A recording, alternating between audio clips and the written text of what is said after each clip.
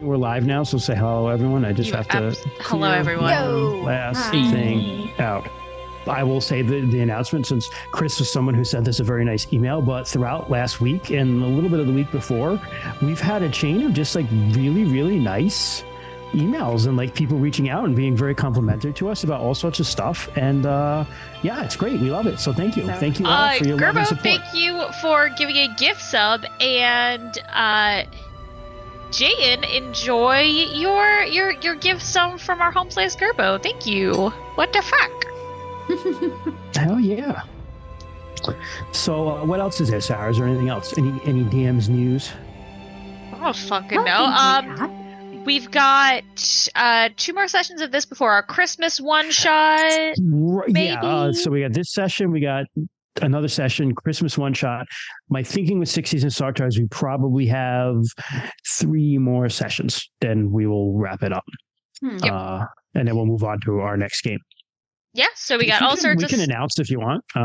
That's up to the GM because it's not going to be me. I think we've said it like 100 times already, but... Okay. Next game is going to be a stint in the mythic world of Vaesen. I'll be running a game of Vaesen for these folks. It's going to be a medium game, probably like 10, 12-ish sessions. We're going to do a couple mysteries, give you guys a good tour of this wonderful and delightful system out by Free League Press. It's super cool. I love it a lot. It has lots of great opportunities for role-playing. It's very narrative-driven and dark, and you can bet that we're going to get Folkari up in here. Yes, spooky! And we're going to be doing the Mythic Britain book, so all of our British viewers have the opportunity to make complete fun of us because we're going to get everything wrong about what actually is actually like. Yeah. All right. One of the things I like about that book is it gives you permission to get everything wrong. It's like, this is a fantasy version of a real place. The thing I like about it too is like I haven't like read anachronisms are a feature. It's just I'm like great. It's set in like the 1800s, but that's whatever. Like that's whenever you want, and it's cool because when you're running historical games, like I ran, with as many or few anachronisms as your little heart desires. Yeah, hey, we just hit the hype train. That's awesome. Yeah, because my homeboy Max just subscribed for fucking 11 months. That's almost a year, cool. My dude. Thank you. That's so fucking awesome. Thank you. Damn.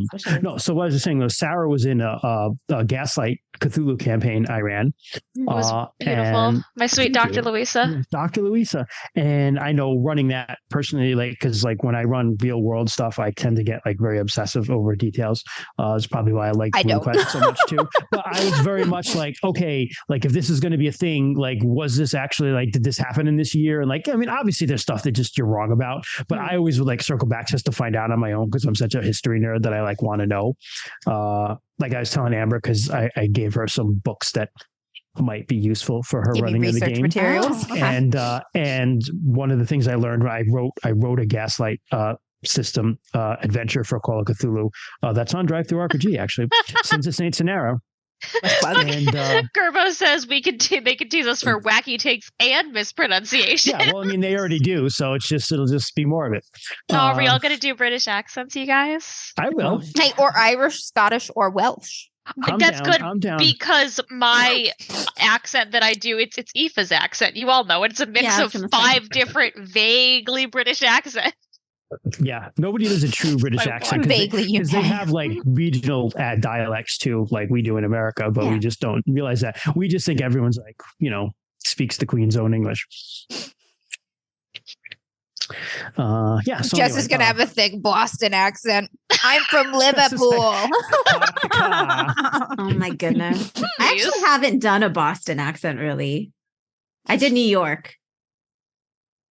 I a lot of times just slip into a New York accent on my own. Like when I'm trying to do another accent. Yeah, me too. Yeah. So you're from, like, you've lived in New York. But I was upstate, though, so it's like not really like. I mean, I don't know. Roads lead to New York. Yeah, I don't know why it happens either. Any accent that I'm trying to do, eventually I just lose it, and I'm in New York. Like, but like a Jewish person in New York, it's also that. Well, that's a great accent. It's like a Jewish New York accent. It's great. That's the epitome of New York accents, though. It's either Italian New York or Jewish New York. Those are your 2 variants. I do the Italian. That's we'll have the full brace of New York accents. Oh gosh. Jewish, Italian, and Bostonian. Perfect. Yes. In England, it's perfect. In England, all of the Northeast will be covered. I think that's the only announcement. Yeah. So okay. So what do 2 minutes of digressions later? That's okay. Digressions are good. Maybe my cat will show up tonight. That's the only other important thing I have. What? Anyone want to recap? I will, but I'm chewing one moment. Take your time. I love how Kent's like, no. Oh yeah, cat watch is afoot. She's currently hiding under her cat tree for some reason. She likes it there, but hopefully she will come to bed. Last episode of RuneQuest. Our heroes were summoned by various runners, as they often are now, to the Great Hall. And the runners looked sort of concerned. So everybody swiftly assembled at the Great Hall, only to find that Gorningar, our chief, had guests. Very, very esteemed guests. There was a series of introductions made, some more humble than others. Conqueror of Death. Conqueror of Death. That is how Kyrie started off. And I'm just like, well, fuck me. Okay. But it's okay. Hey, I turn into a wolf sometimes. He was the least important. That's okay. Yeah, he went first. That's right. We set the bar real low at Conqueror of Death when introducing our group. And then the guests introduced themselves. And as they varyingly became more and more important, we've got like some very impressive warriors, a scholar of Lancre Mai, high-ranking Earth priestess, and fucking Kalir Starbrow, the prince of Sartar. The whole ass prince. The whole fucking prince was there. The fresh prince of Sartar.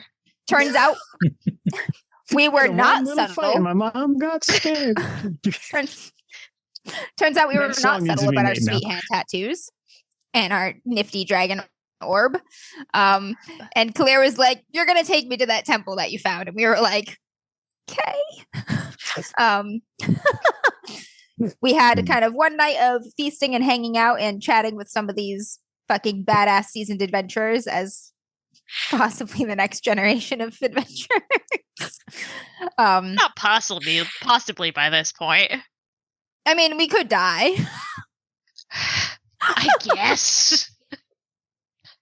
Had a few conversations with them and each other and stuff, and then headed out to lead Killer Starbrow and company to the bronze temple with the dragon newt symbol on it that we had found a few episodes ago, where we had gotten our cool friend. I want to call him Dave, even though Dave is the brown gravy dragon and ours is the rainbow dragon. It is Shavashak. Yeah. We got our new dragon bud, our new very sus dragon bud. Here, let me spell it in chat, Jess, because I have it written down. We reached the cliff face where the doors had once been to find them very much not there. Bryn, while we were holding our hands up like idiots in front of it, walked up to it and touched it, and the door appeared and opened for us. It would not allow Kalir and company in, only us. So after the opposite of a pep talk, which is basically like everything in the world is important right now and everything's riding on you, and don't be any of the things that you are to succeed. And I was like, yes, great, cool. It was like, you can have no desires. You can want nothing in this world. So want nothing in this world. Yeah, it's like, don't be emotional, they say to the group of 16-year-olds. Right. No problem. Like, here, just jump into this wood chipper. So with our confidence thoroughly destroyed, we entered the temple with much trepidation, Bryn in the lead. We should talk about also why they want the dragon. She wants to collect all the pieces of the dragon to destroy the Crimson Bat and the Lunar Empire. We need to up our firepower. And so because the dragon Shavashak is just a piece of himself. He's not a full true dragon. The Empire of Worm's friends and other people broke him apart, and there are other parts of him scattered about, almost as if someone should go find them in an epic quest at some point. And put them together. Broken apart almost as if it would be terrible for the world if they were ever put together. Right. Like maybe they were hidden away for a reason, but hey, Kalir's like, I have a weapon. We're going to get it and we're going to smack the crap out of the bat with it. Nothing can go wrong. I mean, that was my first thought with the bat and the dragon anyway. When we went into the temple, I was like, this could kill the bat. See, Gordanger's right. Rue thinks like a leader. We should also mention the bat is very, very close. Yeah, yes, the bat has just been has come in ravaging the countryside and nearby ravaging the countryside. He's eaten hundreds of people. Eventually going to go to Whitewall because there's a siege going on at Whitewall, which is the last fortress of Orlanthi Kings, and which is the pretty much a big last stand sort of thing. It's also where Kent's mom is. Yes, Kent's mom is there. Yes, with Broyan, who is Broyan is considered the last. Yes, that's right. That's Kara's mom, not Kent's mom. But Kent's mom too. Kent's mom's also there.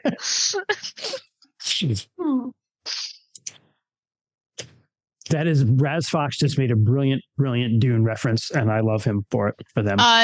Earlier I don't know the song, so I cannot corroborate. We're gonna have to look it up. I saw that the hot take. Yeah, I don't know the song, but I'm very curious now. Google it, Gen Zer, you Zoomer, find it for us. Fuck you. Fine, I will.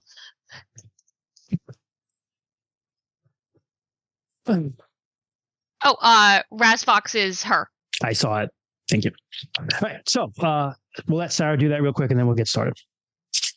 I'm not going to be able to play it on stream. I'm just going to send it to you guys. I'm just going to not distract you. That's all. Trying to be considerate. God. He will not return the favor tonight. There we go. That way we can give it a sick listen later. Heck yeah. Okay, so with the speech of Olorant in the background of your, go fuck yourself, which was the parable of the rich man and the slave who went on a boat and only the slave survived because he had nothing to attach him to the world, and the reminder that the draconic way, the draconic method of thinking is that our actions and our desires attach us to the world, and we do not want to be attached to the world. You re-enter the temple, leaving main character syndrome Kalir and her friends outside. Okay. Fuck. We walk in. Does it look the same? So if you remember when you walked in initially, there was you go down a small hallway and it's carved with like dragons. There's like dragons in the water, dragons in the sky, dragons do all sorts of stuff. There are pillars. It's a square room in which there are pillars, which are dragons. There's kind of a motif going on here. In the middle was the green stone. No longer there. Yes. Jade. No, that's there. Oh, it is there. Okay. The orb was actually floating over it when you found it. That's still there. And in each corner, there are vents that kind of like spit heat out. So it's a very, very hot room. And right across from you, right across on the other side, was a bronze door with like an Ouroboros. Yep, that Kymri's melted his hands on. And it's, you can still feel the heat emanating off of that door. What do you do? Seems like we're starting the same way we did the last time. I don't know that we're going to have different results. I mean, this time we have a friend. And does Bryn say, is this like in character, or is this y'all just talking? It's in character. Okay. All right. Friend. At which point you hear the friend's voice in your heads, all of you. I shall guide you. Marisa reaches into her bag and pulls out the orb, takes its little scarf off and puts her scarf in the bag. Did we miss a piece last time? Place thy hand holding the mark upon the door. Oh. So yes. Well, we didn't have it last time. Yes, correct. You didn't have it last time. We didn't. That's right. Is it like a one-person thing? Is it like all six of us thing? It's big enough. It's a big-ass door. They're double doors. I mean, you can all do it if you want. Wasn't sure. We should all scorch our weapon hands. Totally. All weapon hands. It's your left hand. Yeah, I was like, it's not on our main hand. Maybe I'm left-handed. I am a werewolf. Whoa. True, We just true. switched. Did we? No, we didn't. Okay. Yes, we did. Yeah, we did. Jess is just gone. What the hell happened? I'm gone? Yeah, you're not like on the phone anymore. Yeah. I didn't do you're it. me now, again. You Like, I touched the door duplicated myself. first. You're gone. How am I here twice? Your second camera is Jess got a lot appearing uglier. too. Okay, I will handle this. Hold on. Well, Well, you're 'cause, dead. like, You touched the door and you're Christian, dead. your hand is raised for some reason. You fucking boomer! He's You putting know his the hand on the raise door hand also. button on Zoom. I did. Don't Yeah. even know where it is. I don't know. I don't even know how I You did that. fucking boomer! Fuck off. I Is gotta it- get her back on the thing first. Hold on. I don't actually know how to raise hands. in Yeah, here I don't know. anymore. I don't even know how to do it. Didn't even have this thing up. So Yeah, God, there's a you're way like- to do Oh, it, it's under but- reactions. You're There like it the is. people in my meetings that Okay. accidentally turn on their cameras. You like puts it all hands. We all raise our hands to signify Yes, placing Fox. them upon the Goodbye door. forever, Jess. You were yeeted into the dragon realm. There we go. Giving up all mortal attachment. Yeah, you are now Brain's unattached. just gone. Oh, fuck. What the fuck? What am I doing? doing? Oh my god, that Uh. was in my head. My single brain cell is just getting passed around. I didn't know that these reactions were here. One of them is open mouth, and we can use that for evil. Yes, we can. Amber. We absolutely can. Amber. My God. Well, it is. I don't know what these Fenris, do. Fenris, there is nothing in Zoom chat right now other than me spelling the dragon's name and the link to that song. This is not one of our normal spicy Zoom chats where you want to see Fixing it. I'm what's in fixing it. it, Fenris. No, they can't see it now. What are you gonna type? Oh my God. Oh. I was wondering if it would rearrange us like the raised hand did, but I guess No, not. just the raised You hand. guys just raised my eggplant, and I'm leaving it up there. Just raised my eggplant. It disappeared.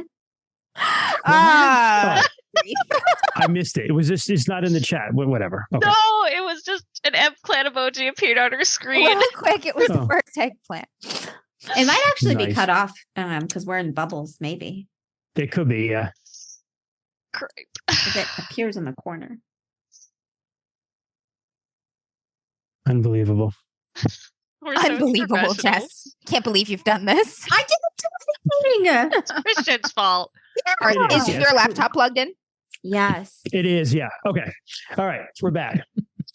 All right. Hi, everyone. Okay. So, nobody yeets off into the dragon realm. Not yet. But you all place your left hands on the door, and as you put it, your hands get up to the door, you can feel like the heat coming off of it, and you're all like, oh god, it's like, getting ready to touch something hot, and you don't want to do it. Your body's telling you not to, but when you put your hands on the door, it's just like pleasantly warm to the touch. It's a warm, heavy bronze door, and between all of you pushing, especially Descara and Rue, even though Rue's kind of skinny, it's pretty easy to just open it. I'm just tall. And they open inward pretty effortlessly, considering the time that they have been here, which is quite a long time. And darkness lies behind. Pitch darkness. And where are you leading us to? What is sought lies deeper in the temple. Sought by us or sought by them? It's sought by your prince, Oh, okay. which you were sent in to get, basically. Yeah.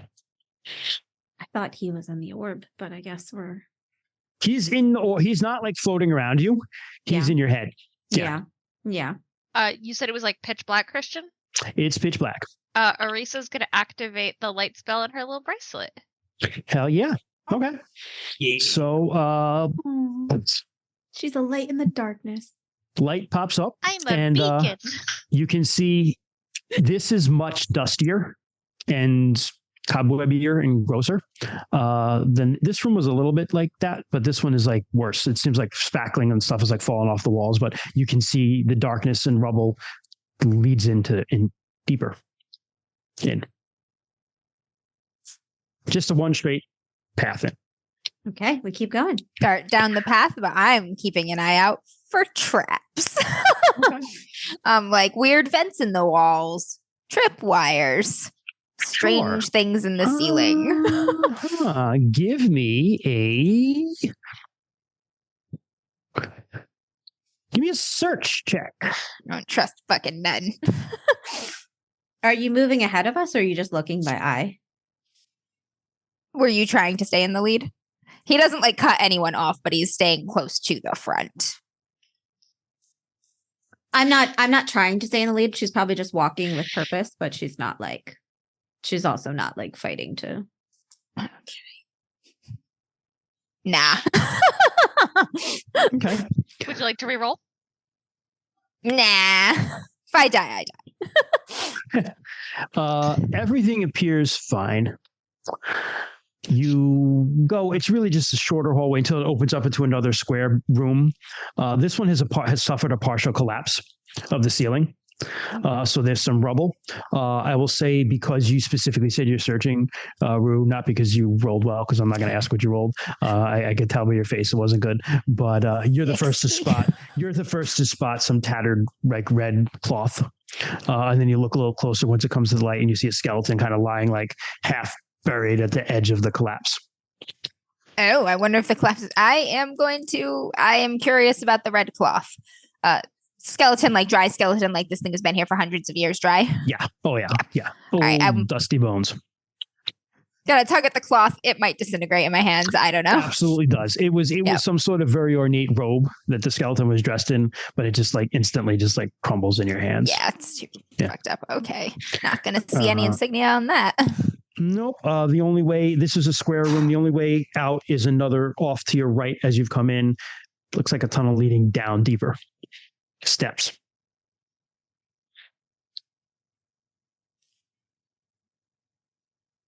Are we heading down?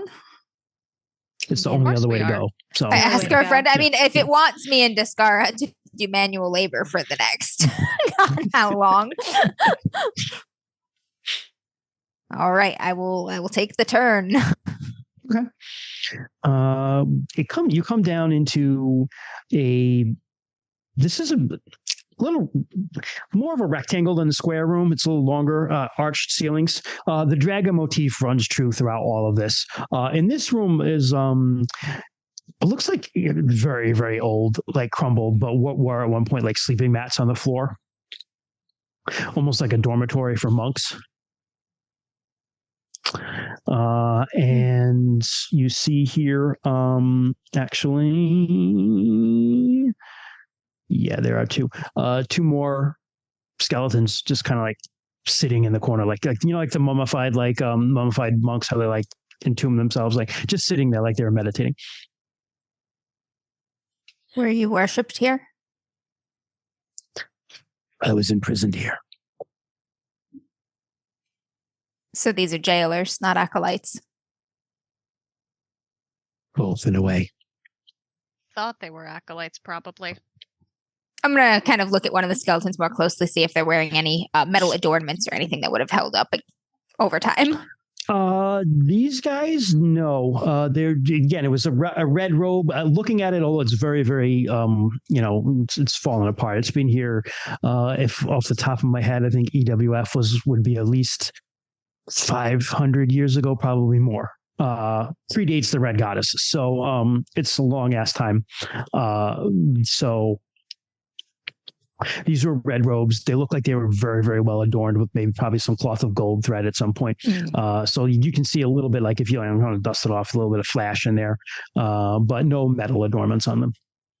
Were these people entrapped in here with you?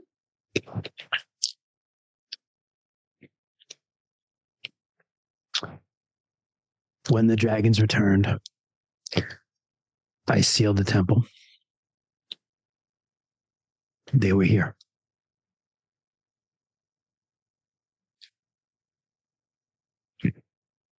Were you hiding from one of them? From whom? The dragons. No, I sealed it for as I felt that you have heard the tales of the Empire of Worms, friends. What your tattooed friend outside told you was correct. They sought our secrets and they sought our magic, but they did not detach from wanting things. And that want of power was what caused their downfall.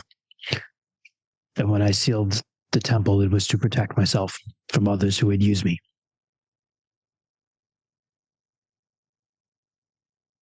All right. He'll stand again and head toward one of the other passageways. Sure. And again, only one way out. Goes to a very long, almost like very thin room with there are stone benches just along the walls. And really nothing else in there. Leaving it, there's, I'll just say, one way north and one way south. For lack of a better, you're not quite sure which direction, but you can go up or you can go down on the map. Going down, if you will, you smell a very acrid smell, and you get like this stinging almost in the back of your throats when you're standing by that hallway. The other one first. Okay. It takes you, and it splits off. Takes you to a T that splits off.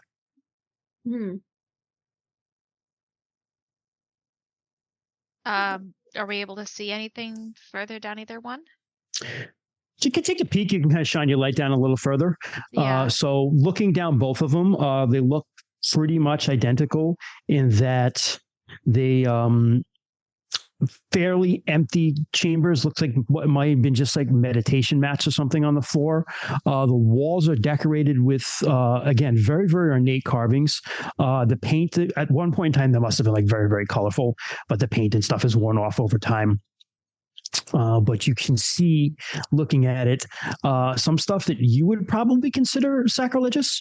So, for instance, there's one fresco that looks, it's Arnalda, but she's in relations with a dragon. But the dragon bears the runes of Orlanth, but it's a dragon. Interesting.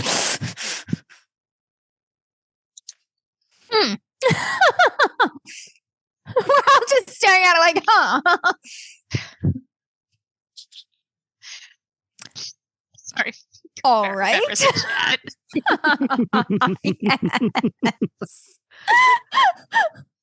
Oh, hey! I wasn't laughing. I was laughing at fucking Fenris in chat. God damn it. I missed something entirely. Cut for Fenris in chat. Dragon Just said porn on the walls. Yeah. dragon porn on the walls. And Raz Fox is like the dream of a fisherman's wife, but a dragon, which is pretty much accurate. Yeah, if you've never seen the Japanese painting Dream of a Fisherman's Wife, it's something to see. It's something. It's something.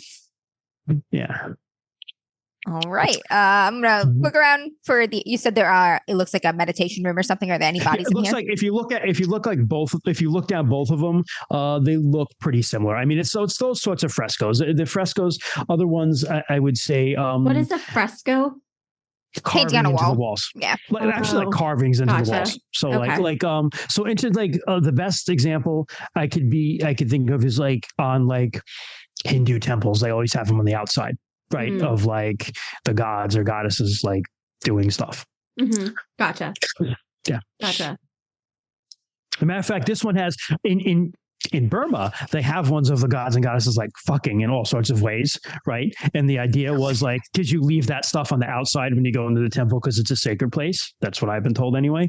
But this is like, these frescoes are similar, but it's like your gods and dragons. Interesting. I love how we're looking at all these frescoes and we all just kind of stop and stand in front of the spicy sacrilegious one for a minute, huh? Yeah. No, there are more like that. That's just the one that like, yeah, they're more like that. Oh wow, there's a lot of dragon fucking. This room makes me uncomfortable. There's a lot of dragon fucking. I love chat right now. They're making me very happy.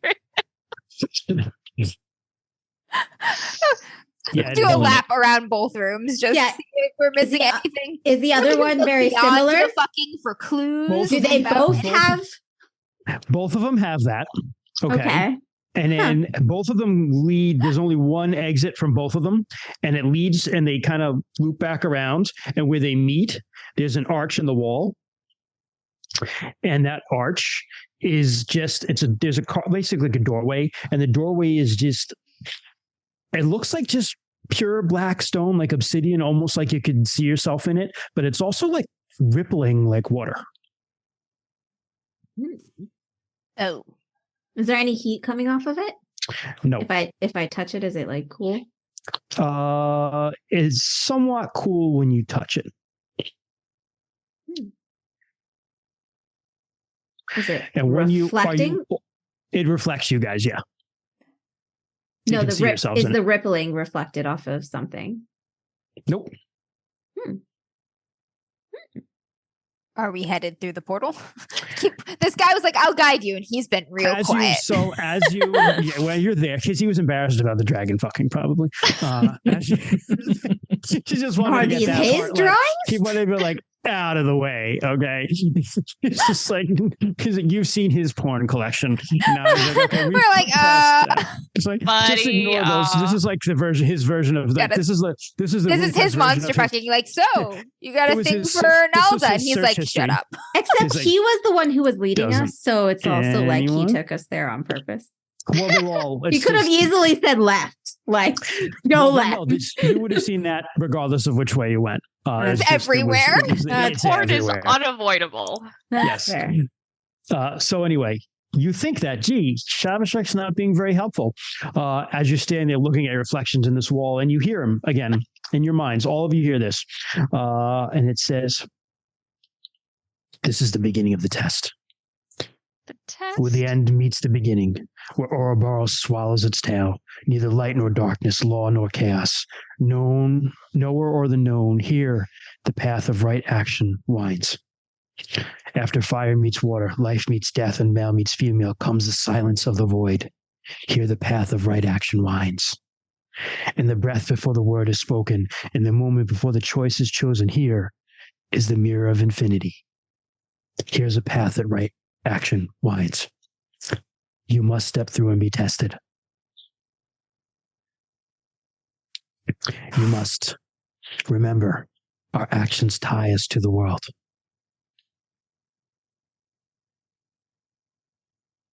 I will meet you on the other side."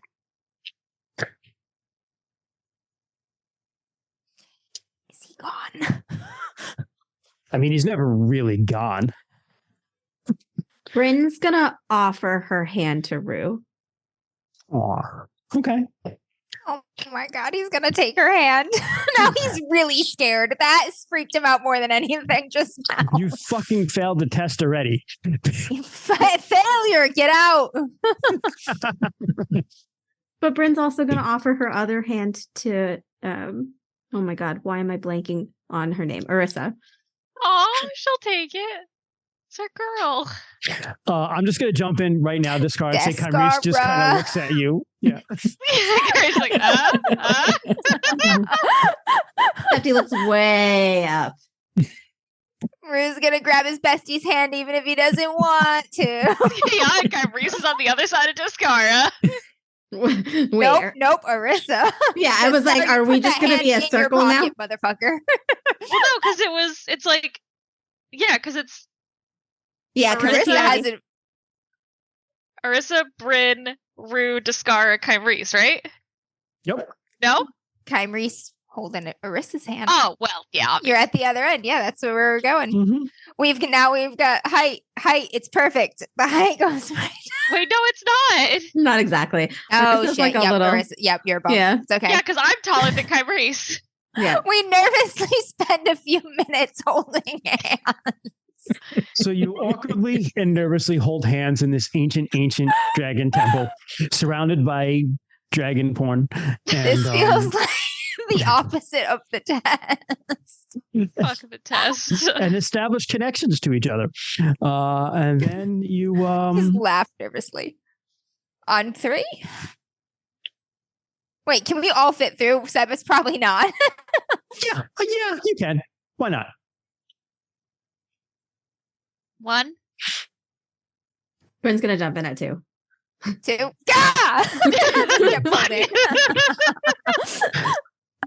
You go in and you all get the sensation of like diving into a very, very deep pool of water. And Marissa, Yeah. you have a vision. Oh. It's not like you've been initiated. You've had it's not like that sort of vision. You know, you're still standing in this tunnel, but you're having a vision. Okay. Okay. You're walking through this village and you're just stepping over the sick and the dying. And you see in the middle of the village, there's just a pile of corpses, but no one is well enough to light the pyre for them. This village is a plague-ridden village, but you hear just some coughing and ragged breathing from a hut. She's gonna go and take a look. You find a middle-aged woman, gray hair, just glistening with sweat from a deep, deep fever. Her body's just covered with pustules. She's had a blanket on her, but she's cast it off as she's just thrashed about. She's delirious with fever. In her hand, she's clutching a corn doll, like a doll made out of cornstarch. If you want to give me a worship roll for Shalana Arroy. Yeah. With that? Did you just say cornstarch?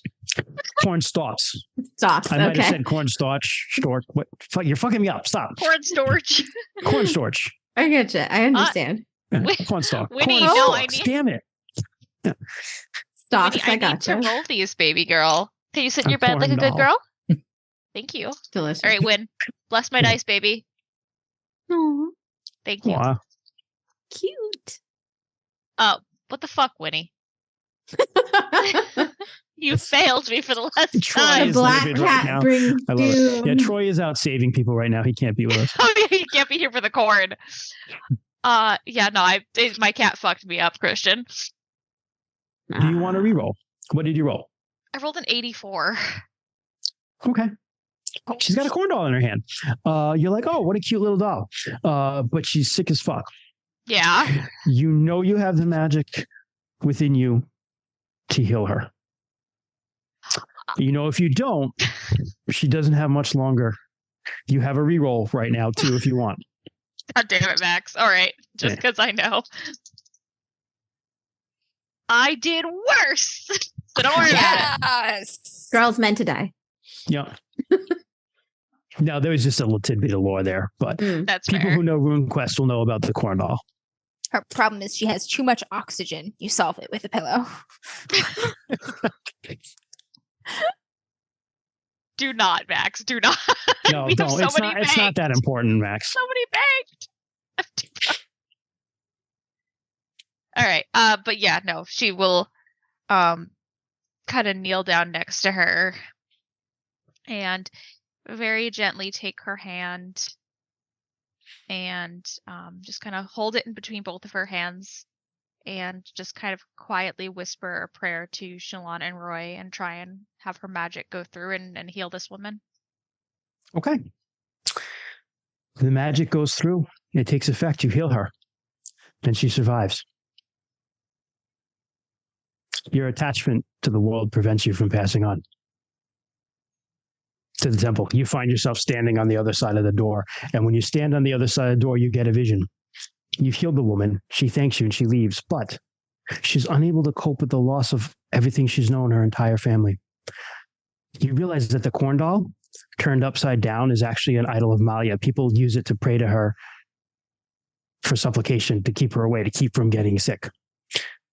Eventually, the grief and the trauma of this woman's loss leads to her idolizing Maya, and she finds her priesthood. She joins it, and she spreads so much disease and death throughout the world because of the choice and the attachment you made. Kymrese, this is Amber. because you're playing him tonight since he's not here. Be weird. Okay. Reese, you find yourself walking through the Vale. Christian, you're a robot again, buddy. Oh, okay, yes. It's probably just in Zoom, but bear with me, chat. I just have to unplug this for a second. Hold on. It's my mic. I don't know why it does it. It's because I'm a boomer. It's never happened before mid. No sound. Now I have nothing. Oh, No, you're back. We're back. You're back. Yeah, we're good. Okay, cool. Cool. And I'm good at chat. I see because I see the thing going up and down. Okay. Reese, you're walking through the Vale. And you're walking, particularly where the sheep and pens are, and you hear this horrific crying and screaming of pain coming from one of the pens. I will feel for my rock in my pocket. Do I have it? You do. I'll lift the rock out and glance at it for a moment, and then look ahead and go investigate. You go into the pens, and most of the sheep have shuffled over to one side of the pen to stay away from what's happening on the other side, which is a birth. But every one of you has grown up around animals. You know, you've seen animals give birth. We've all pulled calves out of cows before. This is abnormal. This sheep is it's just a ton of pain, and it's bleeding and it's screaming. Something very unnatural is happening here. And you see as it gives birth to this thing that falls out in the dirt of the pen and just kind of writhes around in its own afterbirth and tears its way out of it. It's a brew. An infant brew. This is how brew perpetuate their own species. They rape animals and they're born, and the brew will run off into the woods and hopefully find other brew. But this thing is this infant chaos beast, the little sheep, but with human hands and feet, warped. It's got two eyes on one side and one on the other, just crawling around in its own afterbirth, kind of mewling, helpless, repulsive, disgusting. It's a brew. It's chaos. Is the mother dead? The mother sheep, is terrified but alive. Takes off with the other sheep on the other side. They move away from it. Mm-hmm. All right, I will approach the brew. Okay. And look down at it. It's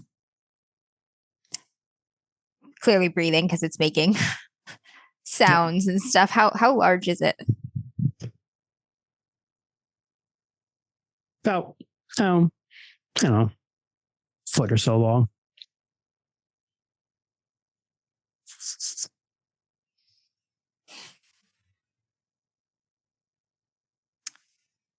I will pick it up.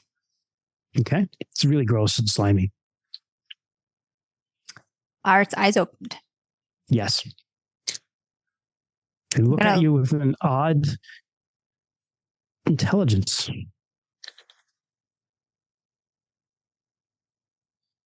What do you want? Can't speak. Only makes a noise. I think I'll look again toward the sheep kind of huddled at the other end of the paddock. Mm-hmm. They look afraid. Terrified. They're just backing away from this chaos thing.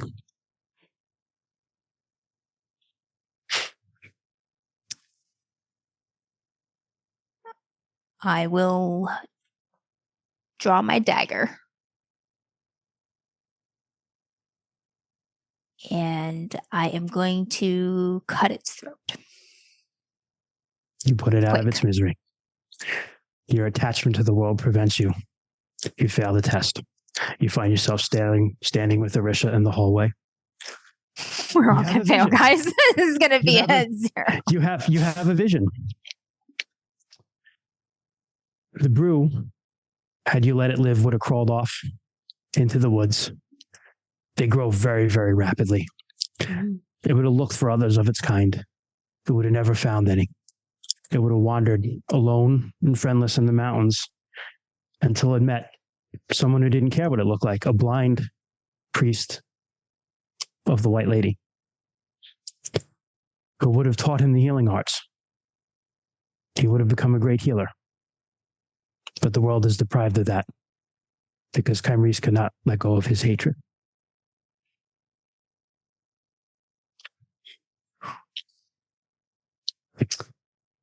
Bryn. It's like, great. You find yourself on a battlefield.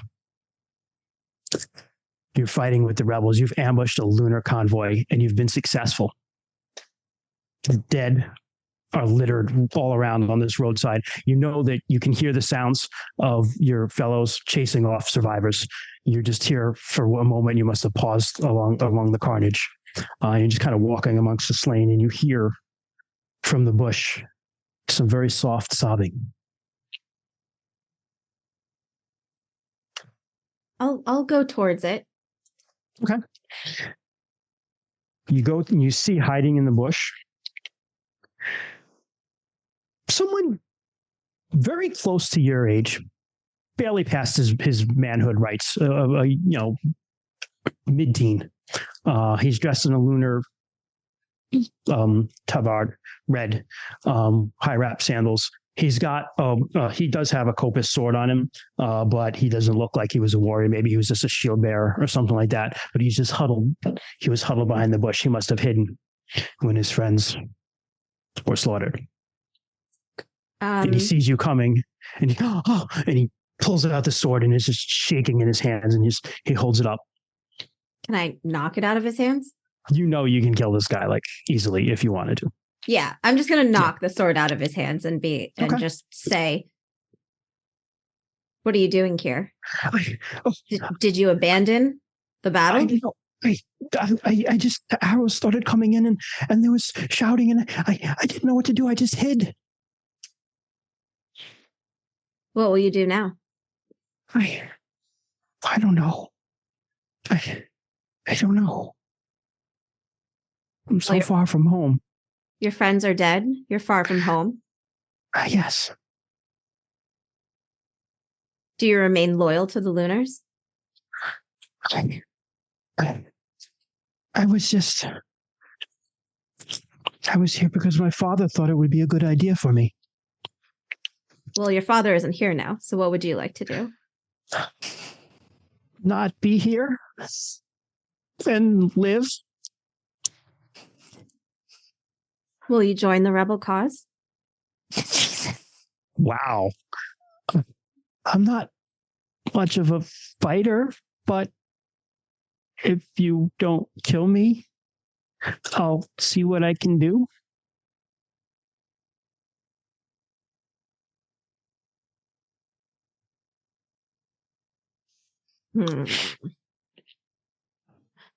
I'll take him back as prisoner. Jesus, Bryn. Hostage? Yeah. Okay. That's a tricky one. I am gonna fight for him to join a village or like do something. Not get like what's it called? Traded back or like what's it called? Bribed? Not bribed. It's the one with the exchange ransom. Thank you. Ransom back. Yeah. So all right, no, you take him as a hostage. We'll stop there. Technically, hate Lunar was what I was going at because that's what you have. You didn't just up and kill him. So I would say that you overcame that passion.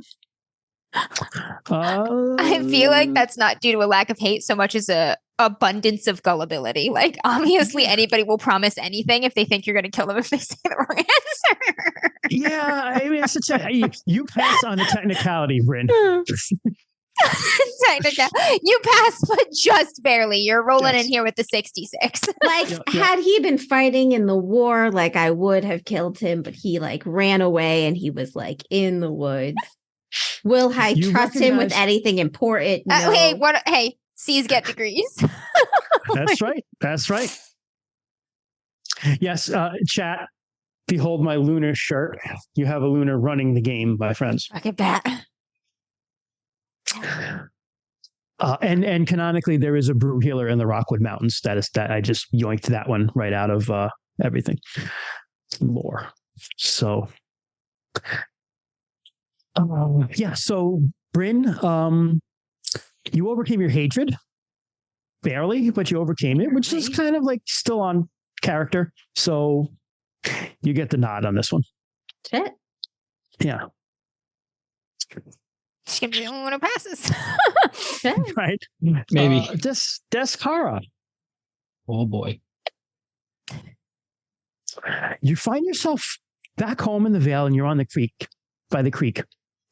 And you're just kind of watching your siblings and having a good time. Everyone's kind of splashing around in the water, running around as your siblings do. But you see one of them, and you know how like in a dream where like like people are like people in your dreams represent something, but you're not like, oh, that's my brother so and so. It's just kind of like this vague thing. You just know that this is one of your brothers. Mm-hmm. It's not necessarily one of your brothers, but you know that it is, right? You see him, he's climbed up a tree, and he's like kind of like inching out higher, farther and farther over the stream on one of those very thin branches. What do you do?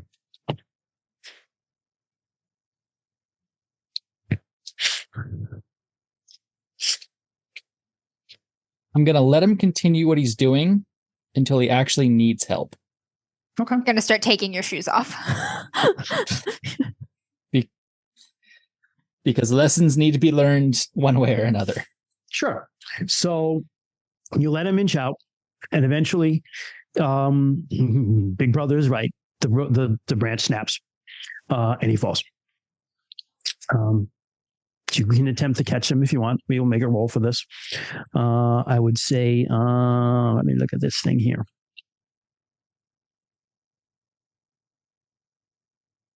I'm going to say, just because I'm not quite sure what to use, I'm going to say use your dodge roll. It's kind of in reverse. Instead of like getting out of someone's way, you're trying to get into it, but it's the same concept. So dodge into the ball. Dodge into the guy, dodge under him to catch him. All right. Yeah.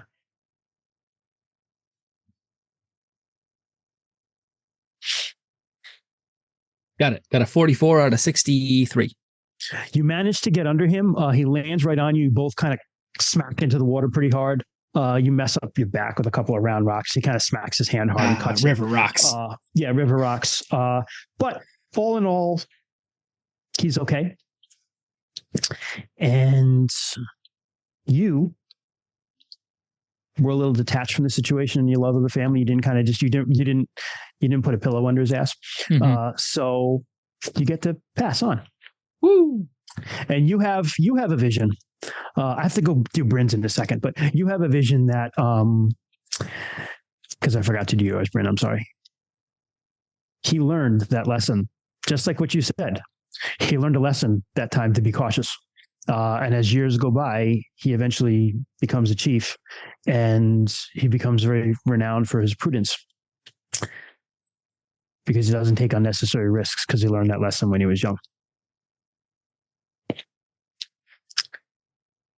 Bryn, the end of your vision, because of the decision he made, he lives, but he has to live with his own cowardice. So probably worse than you killing him. The shameful life. The shameful life of a coward. Rue. Hey. You're in the woods. A place you've spent a lot of time. And you're looking down on the Vale, and you're looking down into the grounds kind of outside of the main hall where the Fjord practices the militia. But that's also where all the feasts happen. And you find yourself in summertime.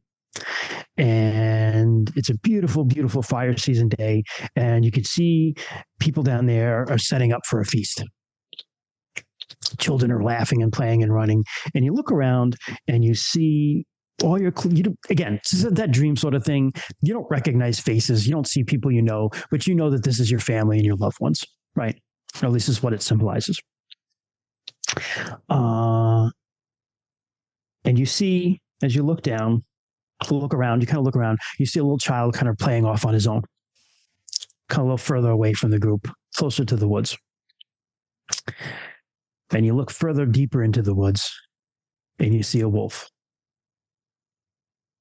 stalking closer to the child. Do I recognize the wolf too? No, these are just, they're your family. It's a wolf. It's not people or things you know necessarily.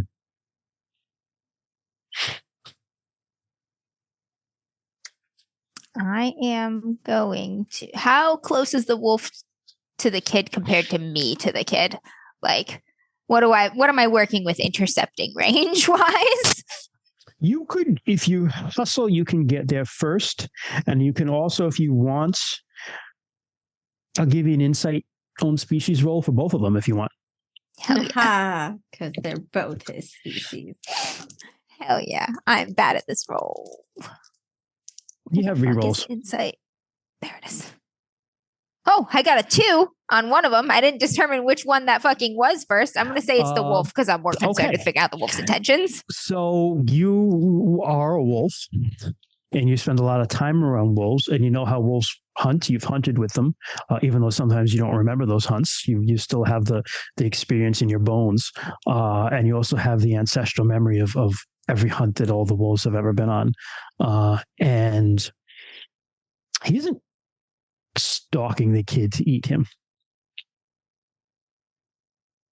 There's almost a swish. You detect a swish in his tail. It's almost more playful. Oh, thank God. I am going to stay where I am, but I'm going to let out a big, loud howl. Give him a what's up. Let him know I'm here. You do that, and the kid looks at you, and the wolf pounces on the kid, but just like is licking him and like rolling around, and the kid's just laughing. And the people in your herd kind of look up and they see it and they laugh. And out of the woods, more wolves come. And they join in the feast. The groups came together. Oh. The groups came together. And that fear of what you are, you overcame. They can live so together. You pass on. Oh shit! I can work together with myself. I'm just gonna go get a fucking snack, I guess. That's okay. You and Kymrese are alone. Oh shit! Yes. Hey. Of course, Troy is not here to roll. Surrounded by porn. No, so mad. Yeah. We can always do a flashback or something. Yeah. I know. I need my Kymrese team is away like, for this. What do you think of this one? Just hanging out in the dragon porn room. How do you think two people do this? Yes. You're making up stories about how these scenes got. How did this happen? No. You are writing. Or now we need her plumbing fixed. Yeah. Meanwhile, Arisa's like, I don't understand how the anatomy, because the spine only goes so far, and she's just thinking in medical terms the entire time. That's awesome. Those of you who've passed, mark something new on your character sheet. Oh, shit. Under skills, add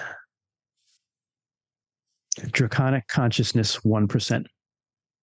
Oh shit. 1%. Kent, don't do that yet. We're going to talk a little bit more. Just make a note of it, but we'll talk a little more off screen. Okay. Okay. Gonna make a note. Kent, Mr. has illumination. I don't know what you're talking about. Different stuff going on. Yeah. Yay. So, Rue, Bryn, Des, find yourself. You have the feeling of Draconic Consciousness, Kung Fu Fenris. Yeah. You've had this feeling of like diving through a deep pool, but then coming out on the other side. And you find yourself in his big round chamber. And there's a domed ceiling, and there are columns that are stone dragons. Is there light? Yes. There is a strange glow that only Arisa's bracelet has made it through. It is the glow of the warmth and kindness of EGM. Okay. Just fills the room. Yeah, because the bitch with the glow bracelet fucking fail. Yes. And if you look around, looking on the floor, it's very smooth, like marble, and it's a map of Glorantha. At least what you think is Glorantha. You do know a little bit about the world around you. You might have seen a map or two if you got in the Bold home. Does it look like old, new, present? Give me a history roll if you want. I'm gonna look to my friends first and be like, "Are you all right?" Oh yeah, I do that too. History? Where's Arissa and Kymres? It seems like they Homeland lore. I could would not give it, call it. Let go of their connection Are they okay? I am saying to the dragon. to the dragon. Razfox, retroactive failure. You just get Rue just gets sucked into it. I know, right? Like, are they okay? I cared about something. Curse me. Luckily, my strongest attachment was to my anxiety. Wow, really? As you asked that, yeah, basically that was Rue's anxiety that she fought with. It was his own nature. As you ask that question, Rue, you all hear Shavashak in your head. They are unharmed. They just await on the other side. They did not overcome their attachments. Well, they're young. I judge them not. Says the child about the other children. Rue's like, So what did you roll, Jess? Oh, I got a 63. That is a fail out of fail? a Okay. 30. You don't know. It's definitely a map of Glorantha. But looking up too at the ceiling, which is also illuminated in a strange effervescent glow of your GM's love. You see where the light comes from? There's stars because it's a star map on the whole dome of the ceiling. And I will give you both this. I'll give you all of this because they're no rolls because it's just a cool detail. Immediately you notice there's no red moon in the sky here. Is it the sky pre-ascension or is this the sky after we destroy her? It is the sky pre-ascension because the Empire of Wormstrand predates the rise of the Lunar Empire. So this map was made before that was a thing. Yeah. And looking up Bryn, I'll give you this one because this is more of a detail for Orlanth in particular. One of the biggest constellations is what's called Orlanth's Ring. An Orlanth's Ring is a green star, which is also the eye of a bigger constellation called the Cosmic Dragon. And around it is a ring. Okay. Usually in the ring, there are, I think it's 7 stars. On this one, there are 11. Whoa. Whoa. And in the middle of this room, kind of in the middle of the map, there's another one of those pedestals that's made out of jade again. And there's this cylinder about the size of an amphora, and it's capped with this gray metal that looks like it might be iron. And there's some sort of light radiating off of it. And laying next to it is a very a leather, very, very old, but seemingly strangely well preserved leather like scroll case.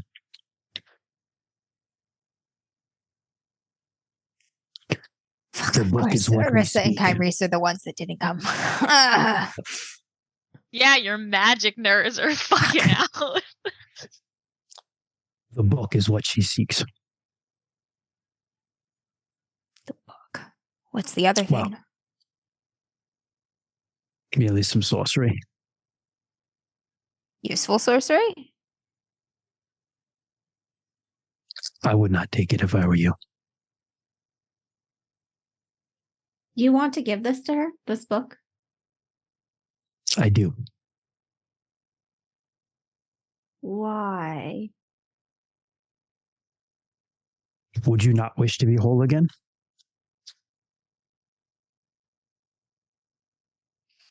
I'm going to approach the pedestals, but not touch either item, and I'm going to look at the cylinder more closely. Just look. It looks like within it is some sort of like gas, basically. Hmm.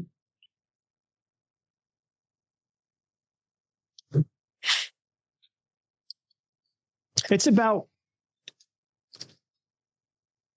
yay big. Why wouldn't you take it if you were me? For our listeners, that is about 2 feet long. Why wouldn't you take it? You say to him? Yeah, why wouldn't you take it if you were me?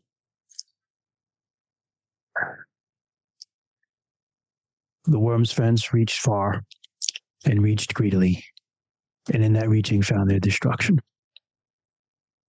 This is a relic of that reaching. It can't be wielded safely. Would you take it if you were you? All of you? No. Would you give it to your enemy? No. Fuck. I'm like, take this monkey's paw as part of our next tax season. Just, behold, we have magical goods for you. Yeah, looking to sabotage the Lunars here. Okay. Brew, just leave it. All right. I'm just, looking at different angles. Is the book going to do anything to us when we touch it? No. Only if you read it. What will it do if I read it? You'll learn something. Fuck, is it something we want to learn? Can I open the book to the first page? Well, it's like a leather scroll case. It's not a book. Can I I know when he was like, the book is what she seeks, and I'm like, the dragon doesn't know what a book is. Right. Yeah, so you I mean, it's a dragon, to be fair. Can you read? I was literally just going to be like, can I read? I cannot read. Damn it. That's right. I had to get my letter read. Is Time Reese the only one again? No, none of you None can of read. us can read. I had to go to that dude to get my letter read. That's right. I'll lean over and I'll be like, are there any pictures? Are there any pictures? It is, as chat gave me the brilliant suggestion that is it dragon porn? It is indeed. It's just more dragon porn. It's just a huge dragon dong. You're like, great. Extremely detailed. Gotcha. Well, I guess like we a know middle which finger. part of the dragon we've retrieved. That's the cock of the dragon. Here's your dick back. Like, glad to be of service. He's like, the most important part. Broken into 5 equally sized sections, and one's the dick. So it's writing. I need to go to bed. You can't read it, but it's writing. Damn. Very ancient writing. Surprisingly, the paper, although it feels very, very flimsy, everything else you've touched in here is basically like crumbled to bits. This doesn't. You have to be careful with it. Don't get me wrong, but it is durable. No pictures. No pictures. Another party that doesn't know how to read. Probably would have been porn anyway. Just put it back in the tube. Hey, Prince, this might be porn, so just be careful.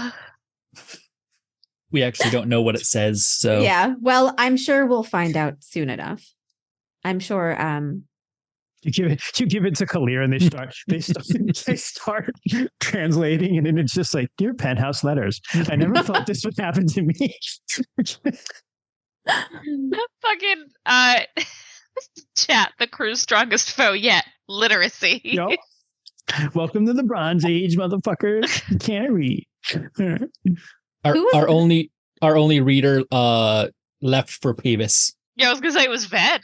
We are safe from unfathomable knowledge. Ven could read. Ven could read because his mom was a scribe. That's right. Who would have loved these squiggles? My mom's a scribe. Yeah, but he bothered to learn to read. You were just like, combat! I want to fight chat! It's true. I probably couldn't sit still to learn how to read. It's fair. Right?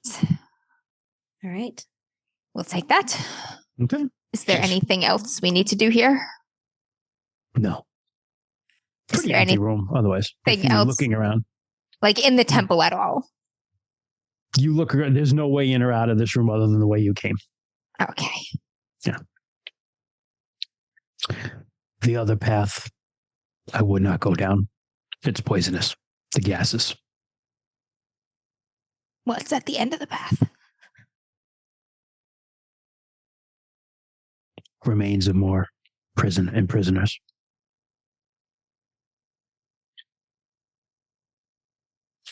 Ah, God, I keep looking at that cylinder. Fuck. Okay. Take it, sleight of hand. No, I'm not gonna. My team doesn't think I should. But part of me really wants to give it to the Lunars. Okay. They're on destruction, So- maybe. You don't know sorcery, however, the Lunars do.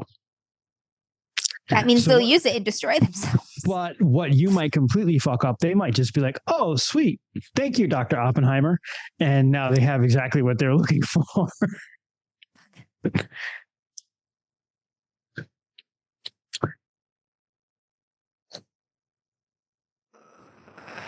I'm also still suspicious of our dragon friend here and think this might be useful in controlling or not being killed by him, but I'm gonna trust Bryn. We're gonna leave. We're gonna go. Okay. You go back out. On the way back out, you don't have as strong as a you don't have as strong of a sensation of diving through that cold water. It's just a momentary like whoosh of like coldness as you step back through that kind of rippling obsidian portal, and you find Kymrese and Arissa standing there. Hey, Are you guys okay? What happened? there was a scroll. That's what we were looking for on the other side, and I looked to Bryn to make sure it didn't disintegrate in the portal. I got it. We've got it. Yeah, it's there. Good. Are you guys okay? Yeah. Do they look like they've been blushing? Yeah, I was gonna say, do they look awkward? Vibe I'll leave check. that up to Sarah. Vibe check. Arissa always looks a little awkward. She kind of just looks like disappointed she failed is kind of her main vibe She's right also now. an overachiever. This is true. Yeah. Yeah. Like she didn't Sure. get to do the nerd thing. All her cool jock friends got to go do the nerd thing. Aw, you called Rue a True. jock. He is a jock. I'm a jock nerd. You're a jerd. Corn dog Amber.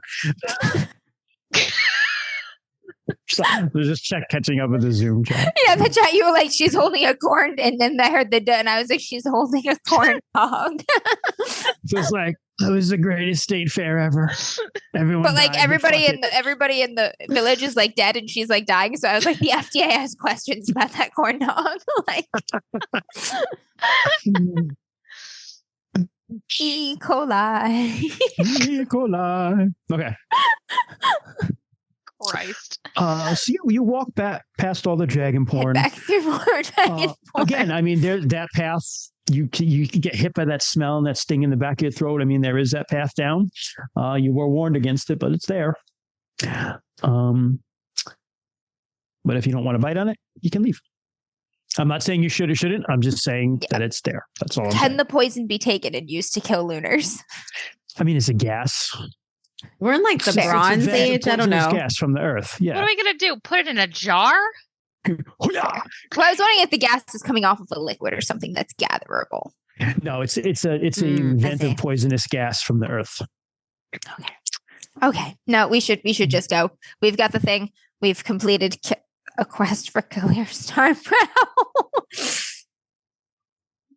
Were your animals with you? I forgot. I to left ask that. Still outside.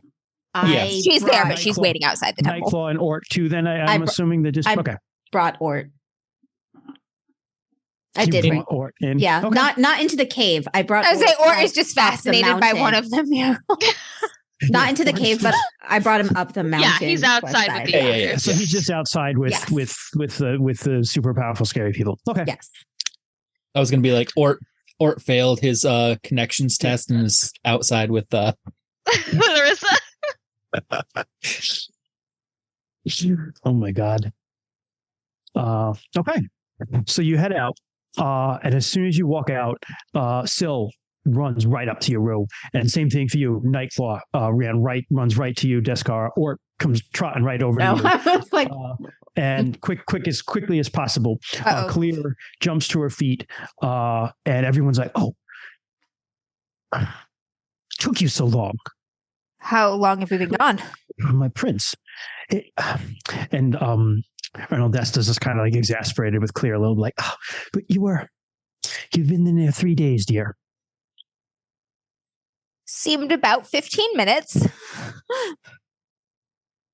But we've... Did you find it? What did you find? I looked to Bryn. We found a book.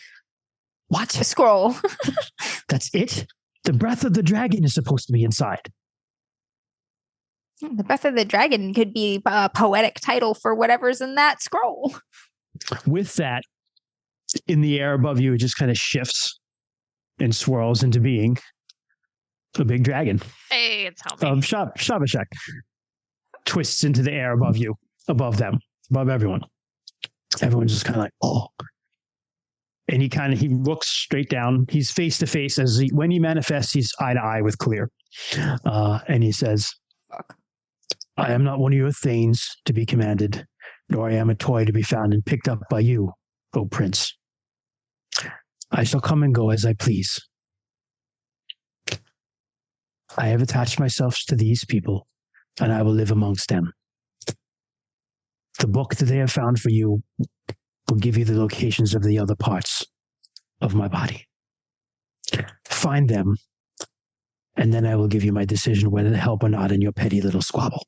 And then he just pops out of existence. And Clear's just like, oh. And in the background, you see Minareth is kind of like a little bit. Orleranth looks like he just like had an orgasm because he saw it. I was gonna say we should take rubbings for that guy from the walls. Be like, these are for you. That was dragon porn. So much dragon porn. He's like, oh man. Kyrie's probably would tell him that. I'm just saying. He absolutely would. But meanwhile, Clear's like, oh. The light on her head like flashes a little bit, and then, like for a while, and then she kind of like. It's probably just because we're young and stupid and easy to be late. Like that's probably why he chose. Or us. We've been nice to him. No. I'm like, I haven't been nice to him. I've been nice to him. You have, yes. Well, thank you for your efforts. I appreciate it. Sartar appreciates it. She hands out her hand for the book. Or scroll. I keep calling it a book. I'm sorry. I know. I'm like, none of them know what a book is. Yeah. What if he doesn't help us? It is the only chance I have to take left. Well, that's really bad. Okay. If Whitewall falls,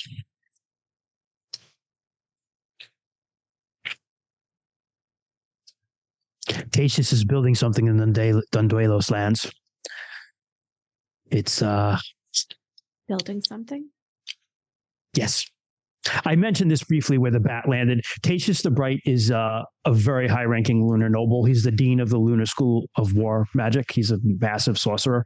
And there's this tribe called the Dundelos who are kind of just on the other side of the mountains from you guys in the hills. And they just got like yeeted out of their land by the Lunars. They were just like, get fucked, get lost. Yeah. And then they took it over and they're building something now. They've begun building something massive there. Absolutely massive. The Lunars are. The Lunars are, yeah. Big old bat box. As complete and utter draconic destruction of human societies goes, they tend to burn overreachers to the ground. I think that better describes Lunars than us right now. One would hope. Because if Whitewell falls, and if Tatius completes what I suspect he's completing, there is no more hope. What do you suspect he's completing? A temple of the reaching moon What the fuck does that mean? So lore drop, the Lunars have these things called temples of the reaching moon because there's something that's called the glow line that encompasses the whole lunar empire. So if you're traveling to it, you'll be like, hey, the air looks kind of red over there. And you walk through it and like everything is like redder and nicer. And that's one part of it. But the main part of it is their magic functions as if it's always the full moon there. Because their magic functions, the power of their magic fluctuates depending on the phase of the moon. But when the red goddess's face is upon them, it's like they're powerful. And if the Temple of the Reaching Moon extends over Sartar, kiss they it move goodbye. their magic ley line supercharged network. Yep, That's really exactly. cool. That's really half cool. moon. Thank you, Razfox. It's the half moon. It's always stable. The full moon makes it more powerful. The waning moon makes it a lot less powerful. The half moon makes it like just on par with everyone else's. So it just makes their magic stable. So they lose their weaknesses over here, essentially. Correct. They lose their weaknesses. Yeah. That's really cool. Yeah. They sacrifice a lot of people to do that too, by the way. Our people. Yeah. Damn. Yeah. I would really like the Lunars if I were me. Just as like a cult that's evil and sacrifices people. Sign me up. Oh my goodness. Okay. Yes, in her fucking cults. Yeah. Jesus. Did you read that? No, I'll ask you. I later, haven't never yet. mind. Yeah, it's good. You'll like it. Okay. Well, let's get you back home. Can you read it?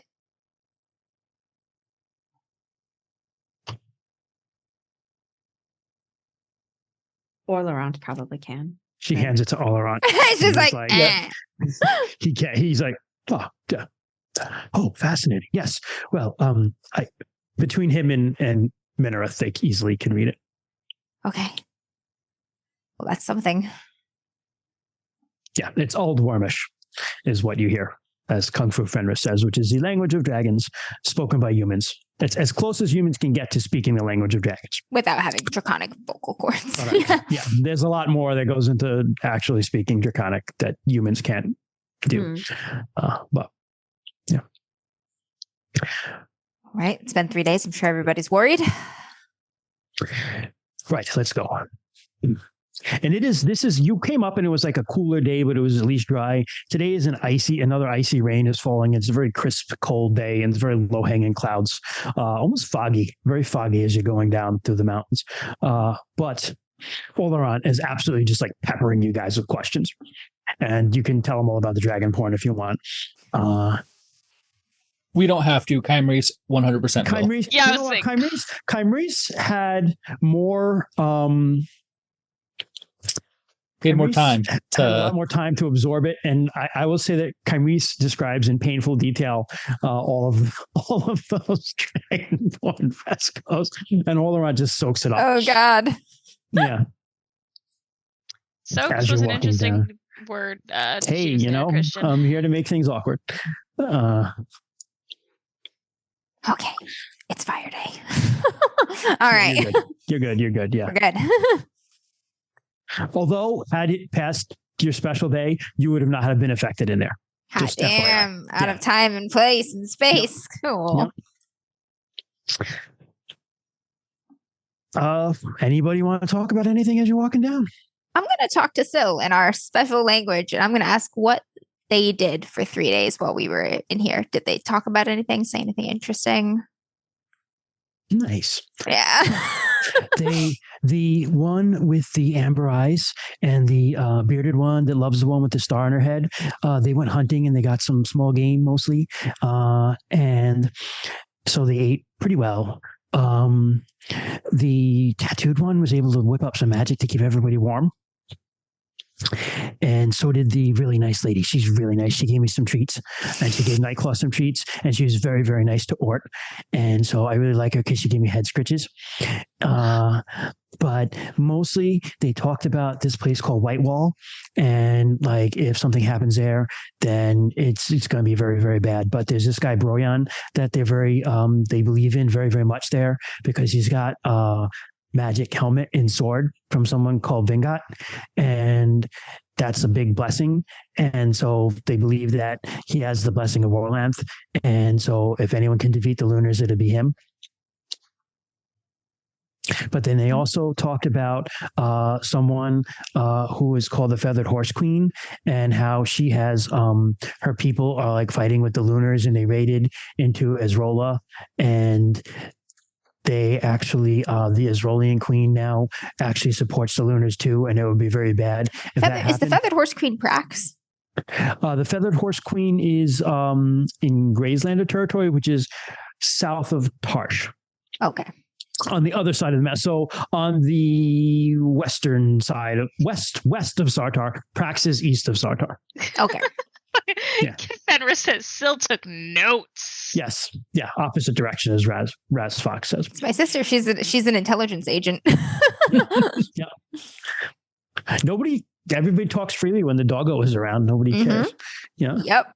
Yeah. All right. Did they say anything about us?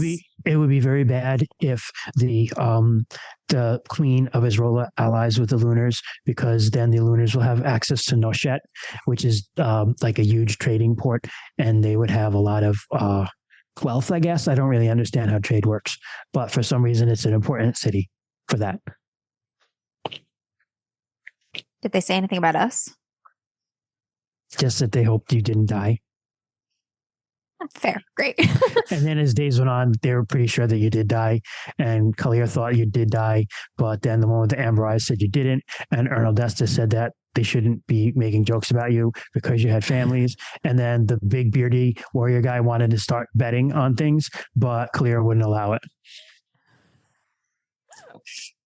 You are very, very good at listening to conversations. Wags her tail.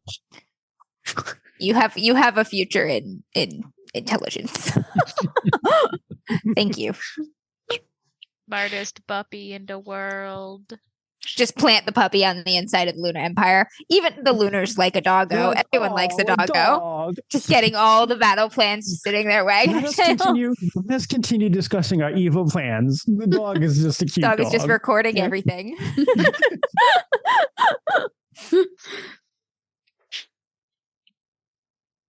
All right. Head Anyone back. else have anything they want to say? I'm gonna slip over by Arissa. Okay. And just talk very quietly. Sure. I'm getting ideas now. I'm like, I should just send Syl back suspiciously to listen on their conversation. Except we know Doggo. Yeah. But you don't know Doggo. We know it's weird for Dog to be with us. And we also know that you two can talk. But look at her face. There's nothing happening behind those eyes.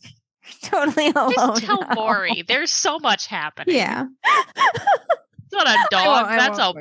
That's a grown adult. Arissa. Yeah. I think we're gonna have to leave soon. We're gonna have to leave. Why? Like, they needed us to get into that cave, like 4 more parts of the dragon. They're gonna need us for all of them, aren't they? Yeah, I think so.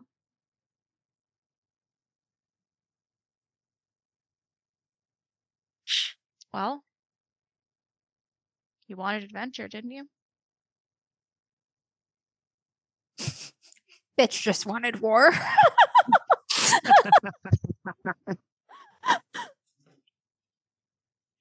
I mean, I wanted to find a change. I guess this is it. Something that would help, something that would work. It might. It sounds like this is their only plan, their only option. I'm sure there's things they're not telling us. They don't want the less, some plans, the less people know, the better they are. I don't know. But it does sound like they're putting a lot of faith into this. For a dragon who might not even help us. I'm hoping we can convince him otherwise. You've spent the most time with him. Does he seem okay? Always seemed rather pleasant to me. I mean, not that we talked about anything of great import. What do you guys talk about? Her face actually gets kind of red. She's like, well, I don't always know when he was listening. Because he didn't always talk back. But I've kind of showed him around areas of the Vale where things were quieter. We've talked about food. I taught him my favorite soup recipe. Talked about the people here, and I tried to take him to some of my favorite vantage points so he could kind of see more of the whole area. And he knows we're fighting to protect it, so I wanted him to see what we were fighting for. I'm glad you're the one who's holding on to the orb. He's also appreciative of the scarf I made, which was very nice. You made him a scarf? Yeah, and he just into her bag and she lifts up the flap to show his braid, and the orb is wrapped in a handmade scarf.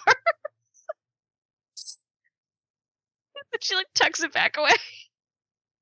Okay. I have a little faith. There's no way this dragon leaves us to suffer with Orisa manning this orb. He's like, I would have left the whole world to burn, but I'm now attached to it by this tiny scarf. That's his attachment at the end. He comes with a scarf tied around his neck and just burns everything to hell. He's Trogdor. Oh my gosh, yeah. I'm calling this now. If by the end of all of this he ends up getting back to full dragon form, becoming our friend, Orisa is making him an identical scarf that will fit his dragon body. Oh my god, that's going to be a hell of a big scarf. And then in the giant epic smackdown with the bat, the rainbow scarf just flying in the wind. Oh my god, that would be amazing. Dude, it'd be so good. Orisa's just that's my scarf. That's my buddy. We have a big loom in the village somewhere, for sure. Oh yeah, Orisa fucking was spinning that place a shit ton. For sure. So you're having this conversation. Oleron is pestering Kymrese. Descara, what are you doing?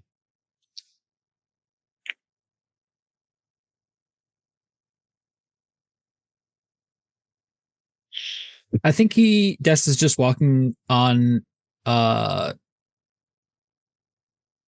in silence, just in his own thoughts, kind of worrying about his mother. Okay. Very fair. Very fair. As you're walking down,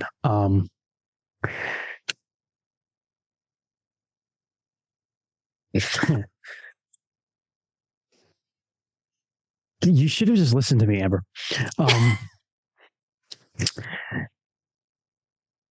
Rue and Syl, I'm just going to say that you're probably closer to the front just for reasons. And you were kind of talking to Syl, and all of a sudden Syl just stops and sniffs the air. Oh, I will stop almost exactly at the same moment, sir. You notice Descar and Nightclaw kind of does that little cat and see some her ears twitch, his ears twitch. I'm sorry, Nightclaw's eat. And you stop and signal? Yep. Okay. Collier, everyone stops. Everyone's kind of looking around. You see figures emerge out of the mist. Collier's forehead flashes. She's like, damn it, Aaron. And she whips her sword out. It's an iron sword. Now that you have a good look at it, it's got runes up and down. It looks really fucking badass. Oh, fuck. I'm going for my bow. Emerging around you, you've got a horseshoe around you. You've walked into an L-shaped ambush. God damn it. Is it a U or is it an L? It's an L. Is it pointy or rounded? Well, you said a horseshoe and then L. I know I did, but an L-shaped ambush is this. You walk the people into the L, you make losers out of them because they're stuck and you fucking kill them. You walked into an L-shaped ambush. Okay. Or did they? They walked a line-shaped ambush. They're right where you want them. Bears come out of the wood. There's lunars. You recognize their red cloaks. Fuck. You see bows trained on you and spearmen. Probably about 30. Fuck, that's a lot. Yep. And you see one that has like feathers on her, like a feathered crest on her helmet. As in we've met her German? before? The German. Yeah. Not the same person. No. Okay. Not the same German. No, not but the just same like person. similar ranking. Okay. Similar ranking. This is some sort of captain, but she steps forward and says, "Well, Kalir Starbrow, we knew these hills were swarming with terrorists, but imagine my surprise at finding you here. We thought you were preparing to die feudally at Whitewall." And all the Lunars kind of like lean in with their bows and everything. She kind of looks around and takes it in. Collier's just looks at Enrin, and Erin's like, "I'm sorry, the fog, Prince." She's like, "Swords in the wind, Enrin." Erin's like getting her spear ready. "Surely you can see how hopeless your situation is. Surrender now. In a week's time, you'll be sacrificed to Yara Aranis and Marin's Cross, and there need be no more bloodshed."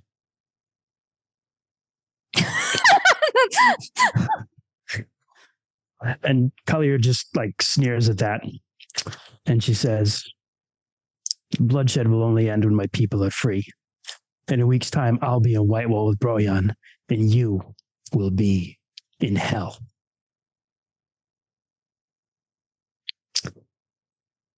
The captain, "Well, as you wish. Archers," she raises her hand, and just as she does that, you hear coming from behind them battle cries. "For the stag!" It's Jess's arm. And yeah, you see some arrows and a couple of javelins whip in and knock guys down. And the captain's like, "Oh, yeah." And you see Gordengar and Aranina, and Lonson leaps in. That's, yeah. Jorganath and a couple other things just rush in, fighting these guys from behind. Collier is just like, "Leave none alive," rushes up at them. It was a pincer move. a bunch of them were still rushed down towards you, though, including 10 of them coming towards you guys and the non-combatants, which would be Minarith, Olorant, and Ernal Desta. So you're left kind of protecting them, more or less. Yeah, I was going to say form a line between them and yeah. About 10 of them are coming at you guys. The rest are dealing with everything else. And you see like Jorganath is just like slicing his way through people. Aranina is like slicing his way through people. Gordengar is, for his age, kicking ass. And then Kalir is also like a buzzsaw. And so is Enrin, and it's also another O name. Orngarin. There's so many O names. But yeah. So you got some guys coming at you. So we got to go into strike ranks here. What are we doing? We'll talk about what people are doing and we'll figure out strike ranks. What is like the terrain like? I just want to know how easy it is to ride Ort or not ride Ort. You can ride Ort because Ort is an elk and is used to this terrain, but you were coming down through kind of like a little valley. It was dangerous because they got you where they were up on the top of the valley. They had guys up on top of the ridge, and then some kind of came in front of you to cut you off. That's what made it L-shaped. Gotcha. On the other side is just like a slope down. Yeah, so like behind low ground if we moved that way. Behind them or behind us? No, they have the high ground. High ground, yes. You have the low ground Slopes behind you. Down. So you're at a disadvantage in that you're on the low ground. Okay. Do they have archers? Where they have archers and they have spearmen. The archers are up above. They're up. The archers are pretty much in disarray right now because they're being torn through by angry Harborn. Excellent. So you're probably safe from being shot at for the most part. But the guys coming at you are spearmen. They're wearing lighter armor like what you guys have, that linothorax armor with bronze helmets and shields and spears. Well, what's armor? Yeah, you just suck. You just have to hope that they don't kill you because you're a white lady. And they won't, probably. Probably. No, they'll still sacrifice me. I just have to, they'd have to break some more morals to do it than they've already broken. They actually respect the white lady, so it's not, you don't have to worry about much. Yes, I do. Us. Exactly. She has to worry about us assholes. Like the assholes that she failed the trial because she cared too much about. True. So let me Four pull of her up my favorite idiots are right in front of her. strike rank thing here, and we'll figure out what we're doing. Okay. Yeah. So We haven't done battle in a very long time. Yeah, Bryn, what are you doing? Just tell me what you're doing. We'll figure it out. I'm going to try and like get onto Ort and then cast Shimmer and charge ahead. Okay. So Shimmer is how many magic points is Shimmer? So it says 5%, but I think it's 5% per point. Yeah, that's what to makes you harder to hit, right? Yeah. Yeah. So I don't know if I can put 3 into it. Yeah, you can. Okay, then I will put 3 into it. All right, so that means that I should be at 15% then if I can put 3. You will be, and I'm just trying to figure out your strike rate for this round. So spirit magic, each +1. So each point you put in is +1. So that's 3 points. And I think we add, chat, help me out. I think we add her dex rank to that.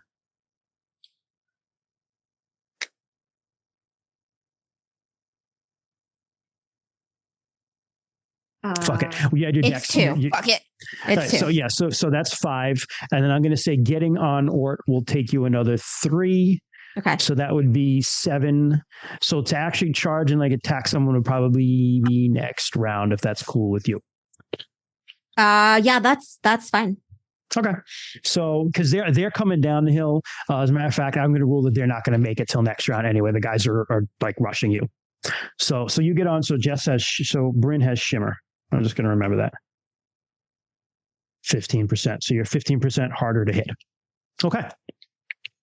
Who wants to be next? I'm going to put protection 2 up, and then I'm firing however many arrows I can with the rest of my strike ranks. All right. So protection 2 is going to be, what's your dex strike rank? My dex strike rank is, where are you? 1. All right. So we're going to say 3 then, right? So 3, you get the spirit magic off. And then did I have I pulled my bow while they were talking. Did I have enough time to knock an arrow too? Or yeah, no? I'll give that to you. Okay, so then it is 5 ranks for the arrow. So that would be 8. So that would be you would only be able to get 1 off. 5 in this round. 3 round. and 8. Yep. Okay. Yep. All right. So we'll do that. Des, what are you going to do? I'll be right back. Gonna run to the restroom. Yep. Des is going to be. I'm going to be casting a rune spell. Ooh. Hell yeah. First rune spell. That pops off right at the beginning of the round. So what are you going to do?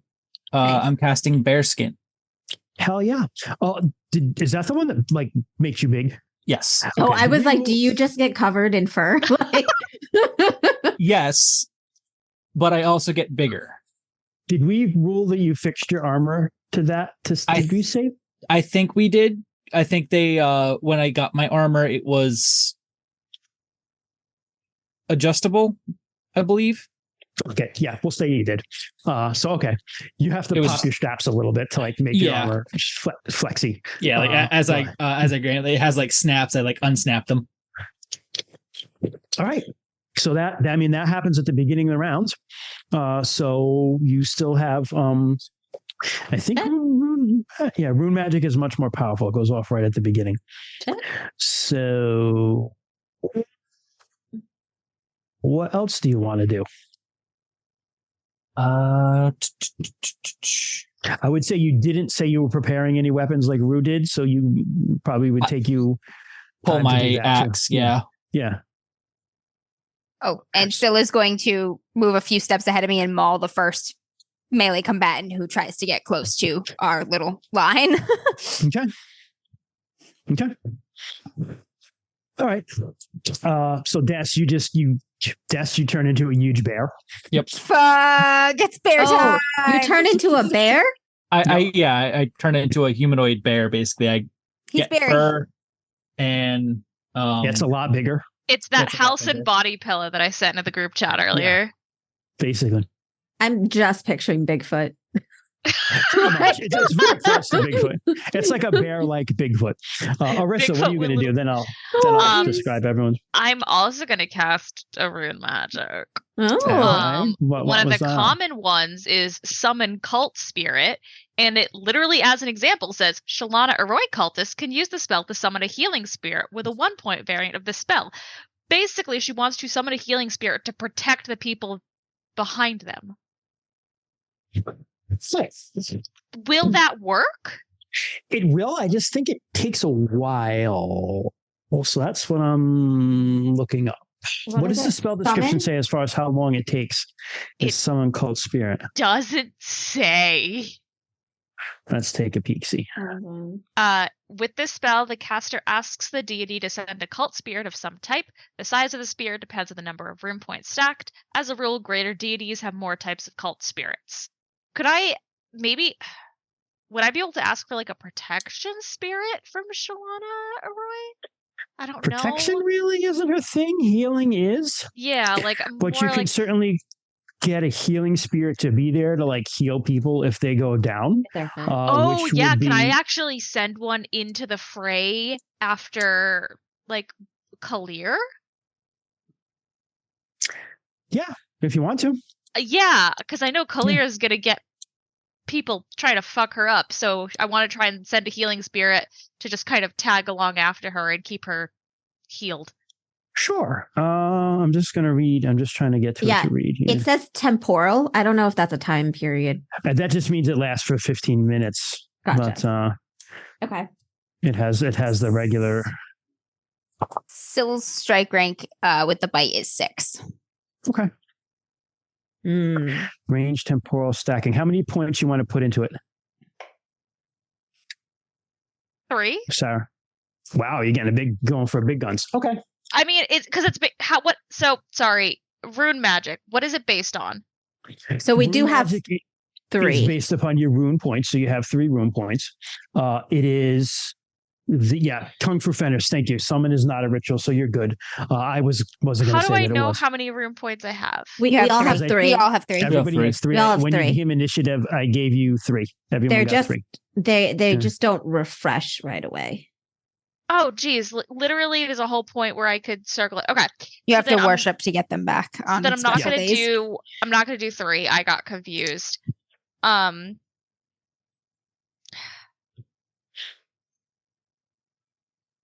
going to do 2. 2 point? Okay. To be fair, Arissa worships every day, almost. It has to be on special days or special seasons. It has to be on a holiday. Gotcha. But that's okay. It's sacred, like Kung Fu Fenris says, sacred time is close. That is like RuneQuest Christmas, and lots of worship goes on there, so you can get your stuff back. So, all right, so you summon 2 points. You summon a 2-point healing spirit. Very good. So that's everybody. Kymrese. I'm going to take Kymrese over here a little bit, Amber. For it. Thank you. Too many magics going on. In that, I just got to look something up for me. BRB. Yeah, it's okay. I have to look something up anyway. Looking things up in the rule book in the middle of combat. Spirits magic. I did the math. Deskar is like a whole foot taller. Holy shit. Oh God, my brother's gone full bear. Part bear. I can't afford full bear right now. I also cannot afford full wolf. Only on wild days, baby. I hope if there's a finale, it's going to be like close to sundown and we have that off. Oh, that'd be pretty cool. Okay. I'll wait for Sarah to come back and I'll narrate the whole round. Basically, those guys aren't getting to this round anyway. Did you do like the bear hide shift? Is that what you? Yeah. Fuck yeah, Ken. It was either that or like bear strength, but I was just like, you also have the strength spirit spell, don't you? Yes, I have the strength spirit spell. How stupid strong do we want to get here? I'm gonna knock a tree over on them. Fuck you. I know, the like whole tree. It's what was I did the math for just bear strength before, and I get with just that I get a plus 20 to my manipulate, so plus 20 to roll under for attacks. Dang, son. Yeah. Which I think would put my axe above 100%. Holy crap! So when you're above 100, the way it works is if you're like at 120, you subtract the 20 from their defense rolls. Yeah. So if they have like a 40 defense, they only have a 20. Fuck you, get wrecked. Yeah, that's a really unless it's being used really against us. Kung Fu Fenris. Fuck me, get wrecked. Nice. Yeah.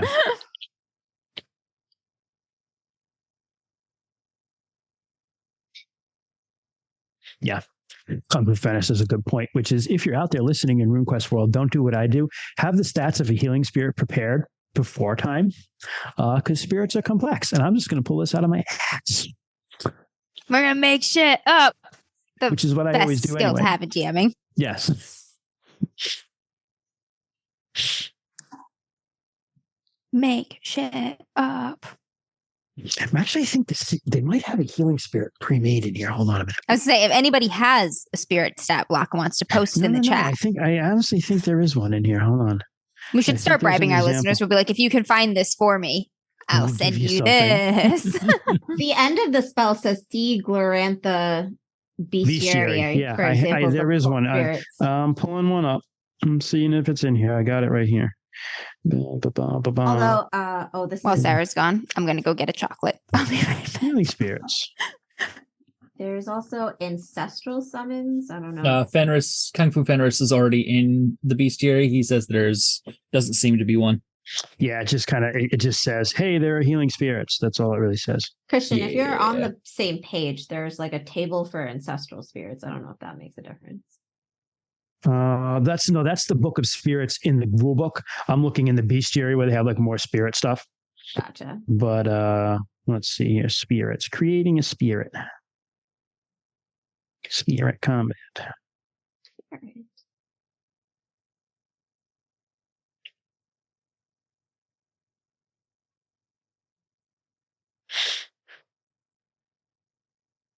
Basically, how much power does it have? It can heal that many hit points. Yep.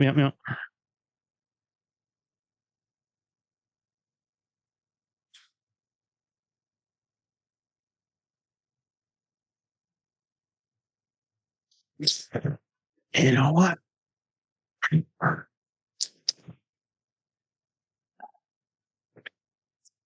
How much did I fuck up while I was gone? Nothing got fucked up. We're just figuring out your spirit. That's all. I'm reading chat. I'm like, whoa, I caused chaos. I go want to get a snack. It's raw cookie dough for anyone asking.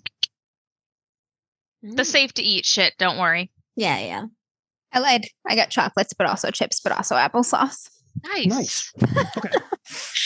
Sounds about right. Oh, girl dinner. Sweet.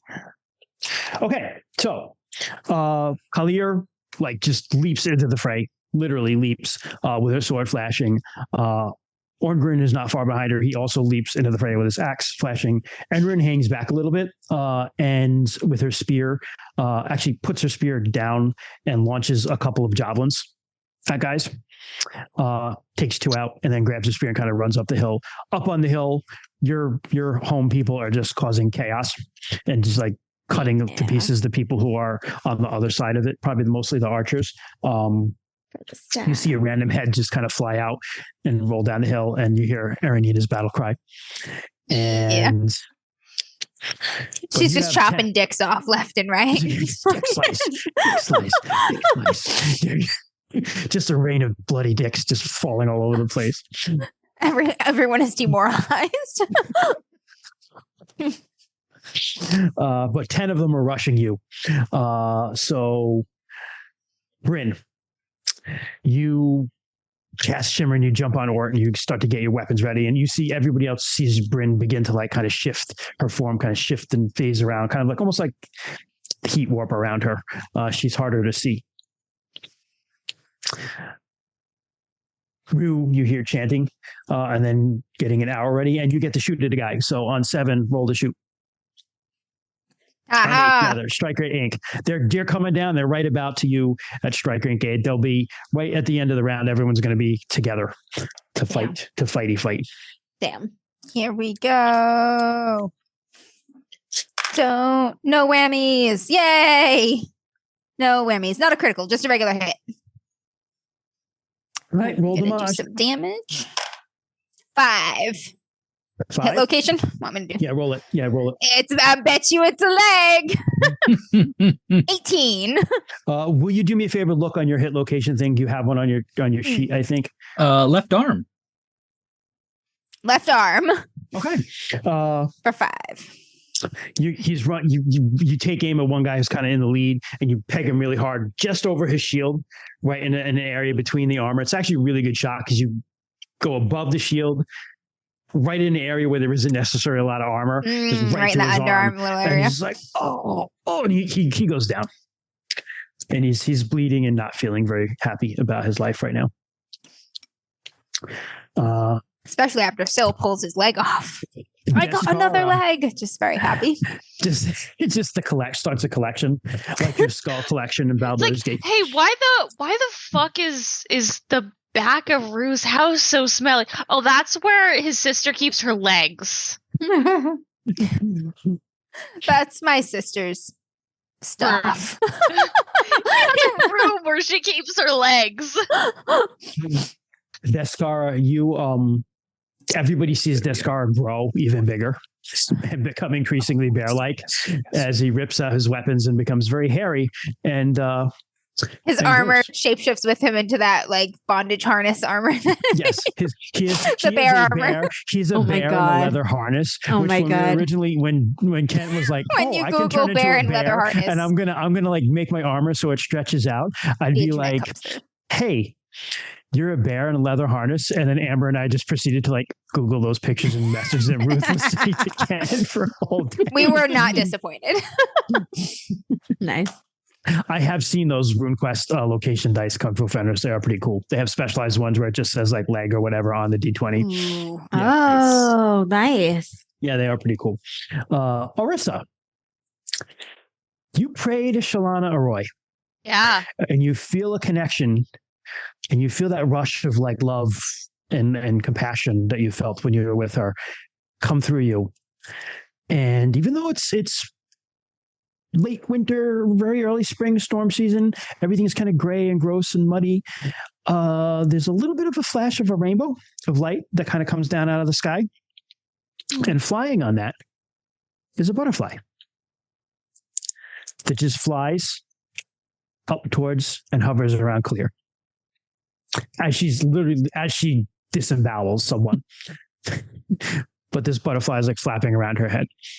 Guys, that's my animal companion. Reese, you see the guys are kind of charging. Reese kind of kneels down on one knee and he raises up a hand and he's touching a new tattoo that he has. And you see his eyes start to glow a little bit. And as you see that, you see strangely almost like another Reese next to Reese doing the same exact thing. I have to do some rolling here. Oh, shit, that's new. If you can hear me crunching chips, let me know. Yes, nope, you're good. I can hear you crunching chips. You're fine. Don't listen to her. You see two guys. Let me just make a note of this.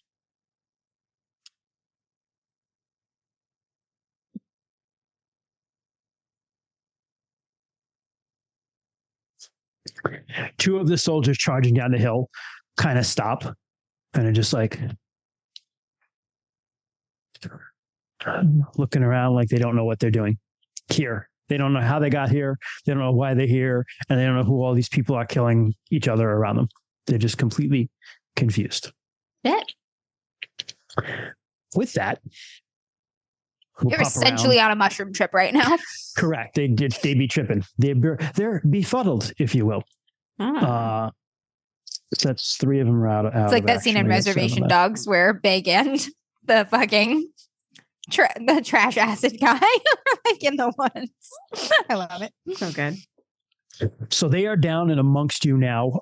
They all go at strike rank 7. So let's begin talking about what ranks you guys have. You have your weapons ready and your stuff ready. and Syl was ready. So what rank? We'll start with Syl just because you specifically said she was out there. Syl's at 6. Yeah. So Syl will go just before one of them. Okay. What rank do you do? Because you shot. I fight, so I have to reload. So I go at 6, right? It's because I add the +1 dex to my strike rank, right? I don't go at 5. I go 6. I go at 6, and then +5 to that is 11. And that's it. And then that's it. Yeah. But they will be in melee range with you. So you can probably get, this is probably the last round of you being able to get shots before you have to like draw another weapon because they'll be on you this round. Kent. I am at strike rank 6. So you'll be able to whack one before he gets you. Yep. And Bryn. So I wrote down the strike rank of my weapon. I didn't write down the total, which was my mistake. But do I add the total of my strike ranks and the weapon strike rank? Correct. Okay. So I am at strike rank 7 for my axe, and I'm charging, well, I guess I don't have to, and Ort is also at strike rank 7. All right. So Ort can toss a guy. I'll even say that Ort can toss a guy and you can axe a different guy because that sounds really cool. Yeah. Well, he has a headbutt. Yeah, but he's got his horns. It's like he still has them. Nice. He can horn someone. Okay. Fuck you, Christian. Same brain cell over here. No, I saw that look on your face right away. And that Kyrese will just back up and protect the other folks, I'm going to say, for now. He's ready to start stabbing with his daggers and his like dagger, 5% chance to hit. Hey, he killed that ogre. He did. He did. Ooh, Fenris brought up a He's good the point. conqueror of death. He's got this. Oh, yeah. You're bigger. You might have a different strike rank. It might actually lower it, I think. Yes, it does lower it. So I'm at strike rank 5. Shit. Oh, yeah. So you're the first one to go. Shit.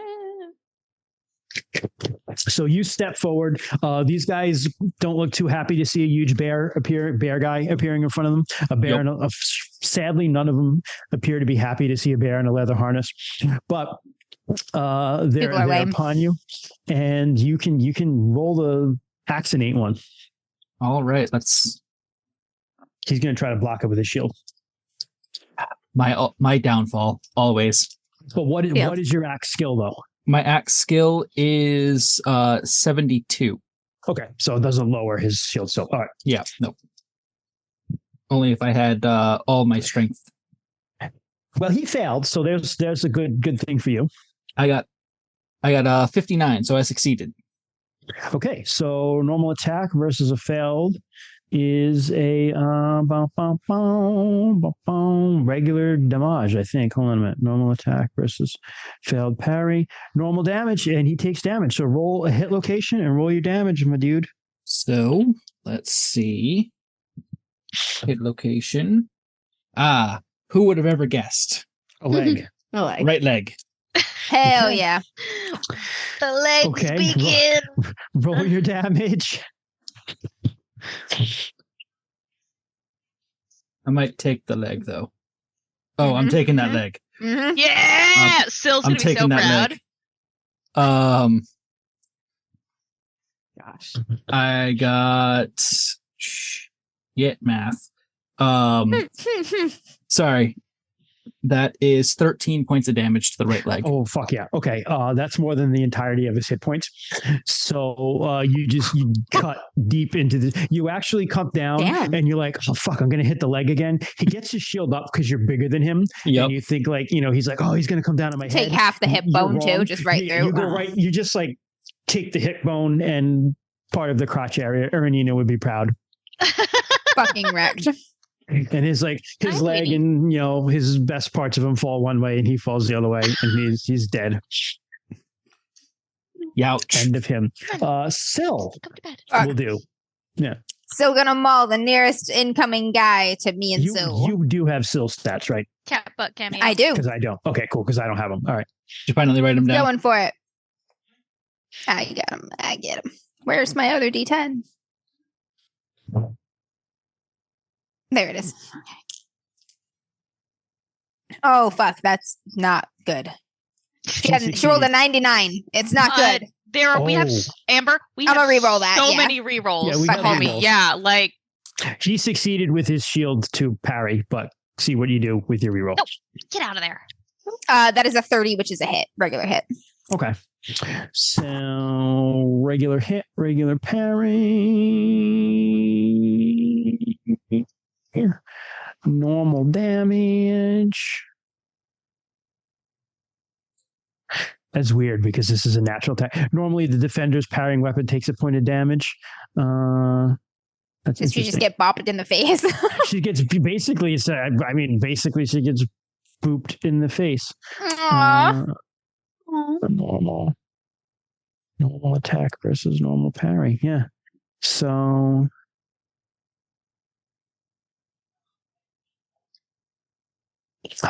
If the damage exceeds okay, I got it. Never mind. Yeah. So if the damage goes over the weapon or the shield, it gets through to the hit location. So roll your damage and let me see. Let's see if it gets through to the shield. Yeah. Basically, she bites the shield, maybe shield arm, maybe like. Yeah, Ken, look at what Kung Fu Fender said in chat too, because your size. I actually just looked that up myself. I do get an extra D6 of damage. Damn, bro. 6 damage. 6. Wow. All right. So the shield has more hit points than that. So he manages to water face off. She gets bopped in the face with the shield. Bop. 1 damage. No damage. Oh, okay. She gets a very hard nose boop. A very hard nose boop to from a shield. Aww. But I think you were at 6, and then Bryn was at 6. So we'll do you first, Rue, and then we'll do Bryn. Bryn's attacks. I'm gonna shoot the fucker who just bopped my sister. All right, Arissa, were you doing anything this round? Arissa's only plan is to basically just kind of live with Kymrese, kind of stand back, get ready to heal on demand. Yeah. Which you she's keeping. That's what Ernal Desta is doing as well. Yep. Minareth kind of has his staff ready, he can fight, but he looks like he'd probably suck at it. And Orleron's just oh, doing some very Zen thing. Our little monk. Yeah. How'd you do, Rue? I just fucking wrecked the guy who bopped my sister. 2 critical. Might be a super critical. I don't know. Critical. I think it's just it's a critical. Okay. Go for it. Critical. So that's double damage. Fuck this guy. We don't have enough of these. We do not have enough of these combats to remember all this shit. Hold on a minute. Special. It's an impale, right? Impaling damage is double normal damage. So that's an impale. Yeah. Yeah. That is 11, 12, 13. 13. Where do you want to hit him and how do you want this to go? Because he's no more. Right through an eye. Okay. Fuck that guy. He's he boops you see him. He's like, ha, stupid dog. Arrow through his eye out the back of his helmet. And he just kind of topples over. Fuck you. Bryn. Yes. You have you and you have Ort. So I'm gonna attack with my axe, and Ort's gonna headbutt or horn. Let's do Ort first because that's just hysterical that he's gonna Ort. Okay. Eat a guy with horns. Yeah. Got 35%. All right. Ooh. I'm also going to re-roll that. Just one time. Which I feel like 23. I'm going to keep it to myself. Regular success. Present. I just got a new gift idea for Bryn. Regular success. Damn. All right. It's a fucking elk, so I don't see how he's gonna try to dodge it. Hold on. Okay. Let's just see if he can do that. I'm just gonna assign him a random skill at that. And he rolled a 98, so he did not do that. So roll damage for your elk boy. So Ort does 26 points of damage. How do you want Ort to kill this man? He bobbed when he should have weaved. Yeah. Maybe he just horns him against the cliff and kind of drags him a little bit against that. Oh, he couldn't chuck him because you're on a slope down. If he chucks you one way, he's good. He's taking a trip down. All right. Yeah. Yeah. Okay. Let's do that. Just boom, fling, and then blood and So a few entrails. two guys Just are stream running at like a you, streamer. and he gets caught like a really bad slice of horn like underneath the armor, which tears him up. Some of his guts Opens his belly. The guts fall out like streamers. He gets chucked down the hill, and there's like a nice streamer of intestines as he falls, and you hear a nice thuddy splat. Honestly, that's like I know it's not no, God, remind me what is his species? He's an elk. He's an elk. Sarah, I love giant what you elk. have just typed so much. So what I'm saying is it's not this. It's very close to being symbolic of getting like desecrated, like the stag fucking people up. Yes, it very is. It's like extremely symbolic of the stag. Yes, it absolutely is. Mm-hmm. All right, Brandon, you get to axe the other guy. And then me. You guys are doing really good. There's not many of these guys left. Yeah. We are fucking destroying them. With my axe. Wow, I fail. I got a 92. would you like a reroll? We have so fucking many. Okay, why not? Why not? I've used 2 rerolls now. One for me and one for Ort. That is a success. It's a regular success. He Almost failed his like- shield, so you get him. It's Roll a almost hit like location your and healer damage. wants you to do well in combat. It is. So she's encouraging you to do good. But I am little, so I do 4 points of damage To where? Roll your hit location. Let's see where you to go. 16 arm, left arm.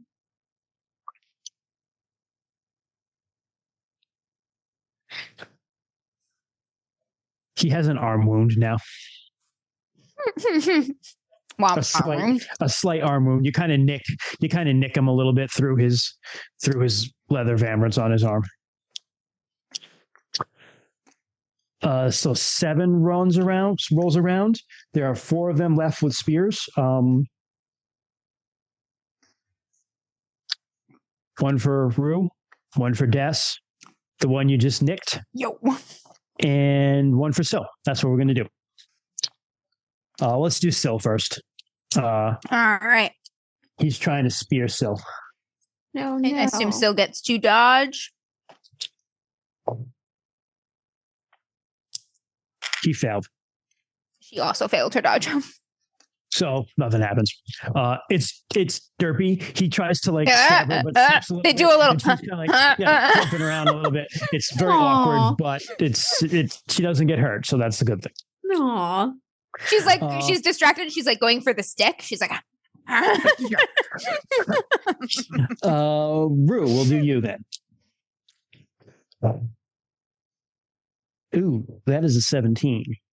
ow. I will try to dodge. Yeah.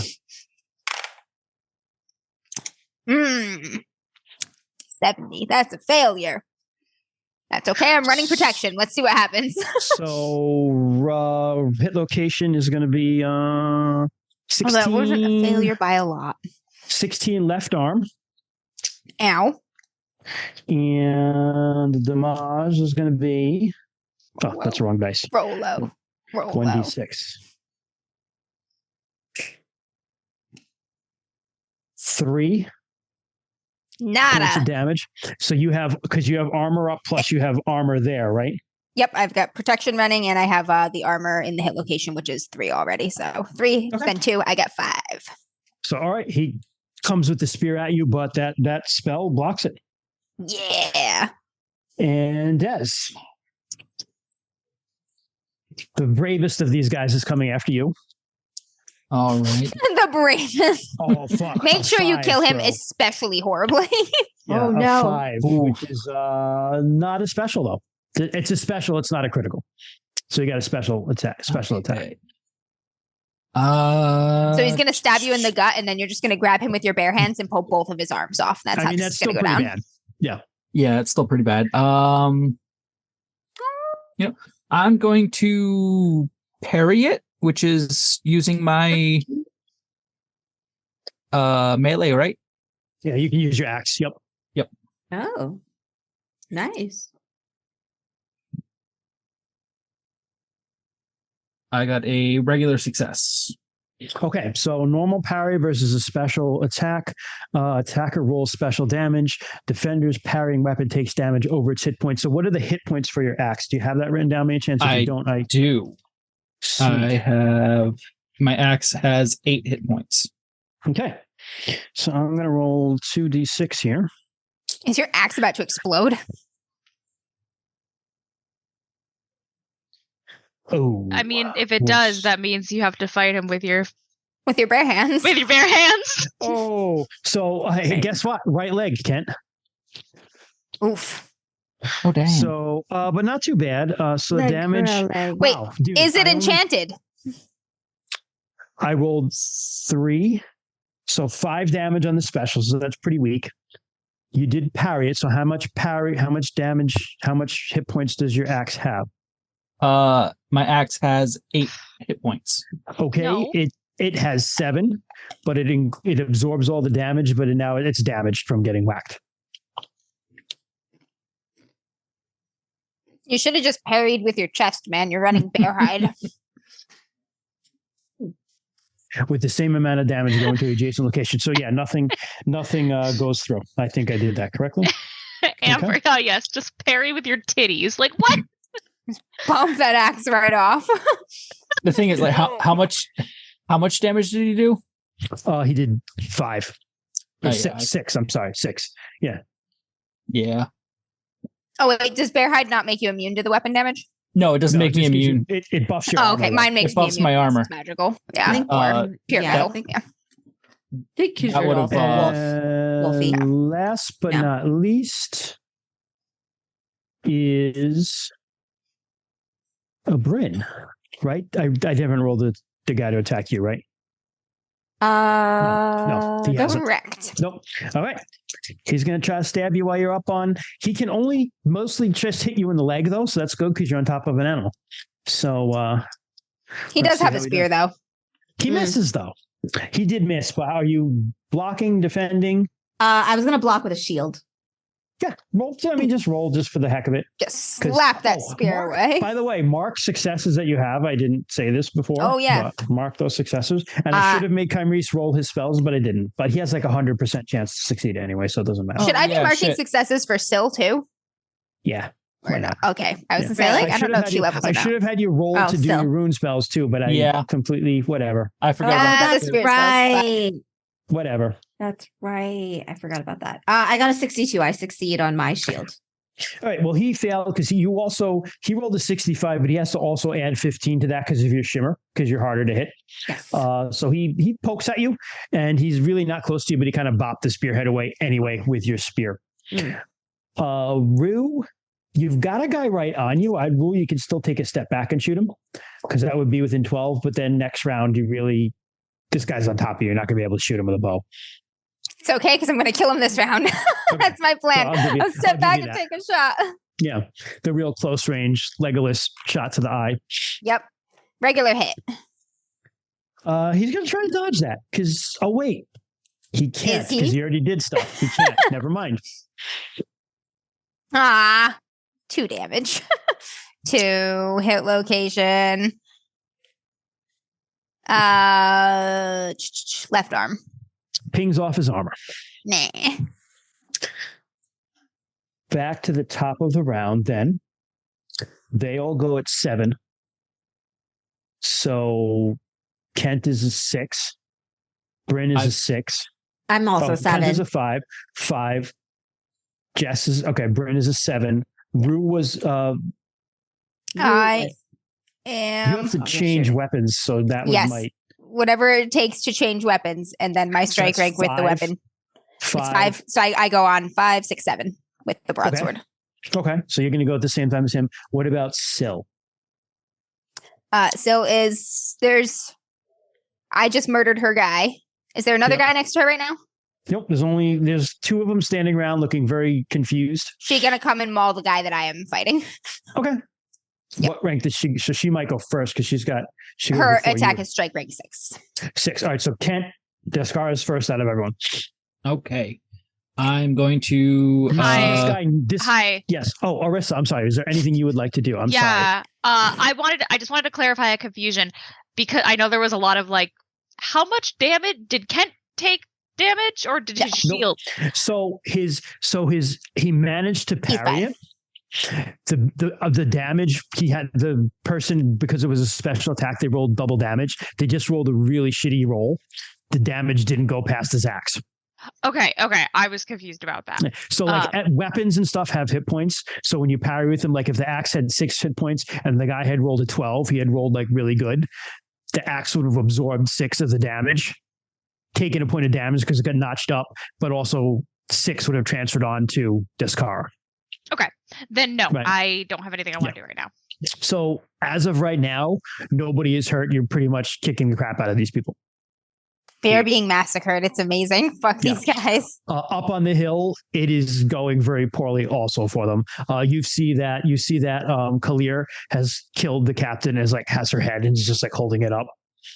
And and people are like, the rest of them are trying to run, and she's like, no survivors. And this is basically a mop-up. All the Vingans are springing out of trees and shit. Guys are getting lifted into trees, and then just blood is pouring down. Yeah. You don't see Lonson, but you hear Lonson. Right. All right, Des, roll for it. This guy's going to try to block with his shield. What are you doing? If you're attacking him. I'm assuming you are. Yes, I am.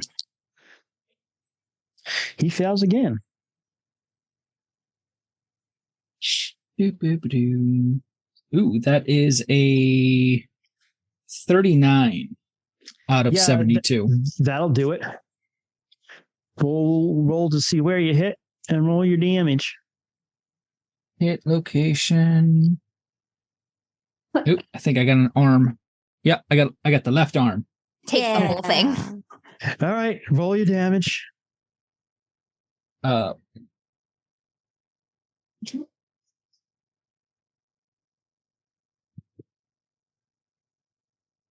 17 damage to the left arm. What left arm? Yeah, so again, you cut him. It's like not so much his arm as the shoulder. Yeah. And it like right through this, even though this Linthorax armor is like, it's like layers of like cloth glued, so like super, super hard. But you go right through it and like deep into his chest. And he's just split him like wet pine. Pretty much. He just kind of falls down and apart. Again, he gets torn apart. His bravery did not pay off.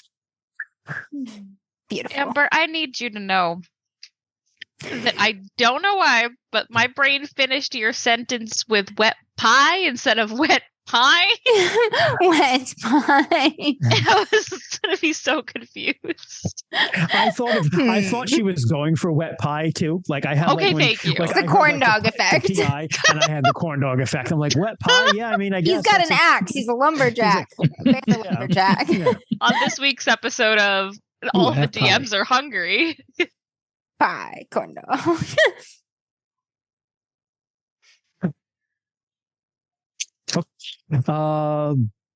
I think next up would be Syl, right? 6. Anybody lower than 6?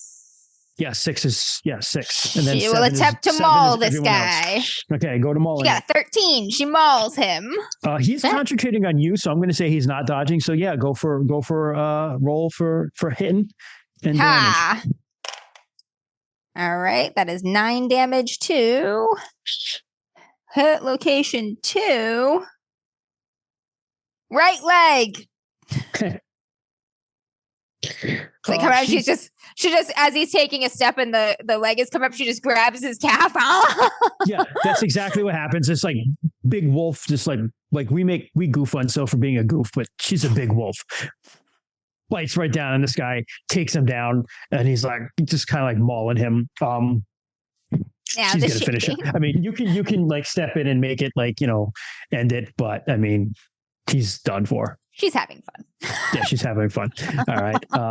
He's not going to get to go. He's not going to go. Bryn will let you go, even though you're going at the same time as your guy, but he will technically have a chance at you.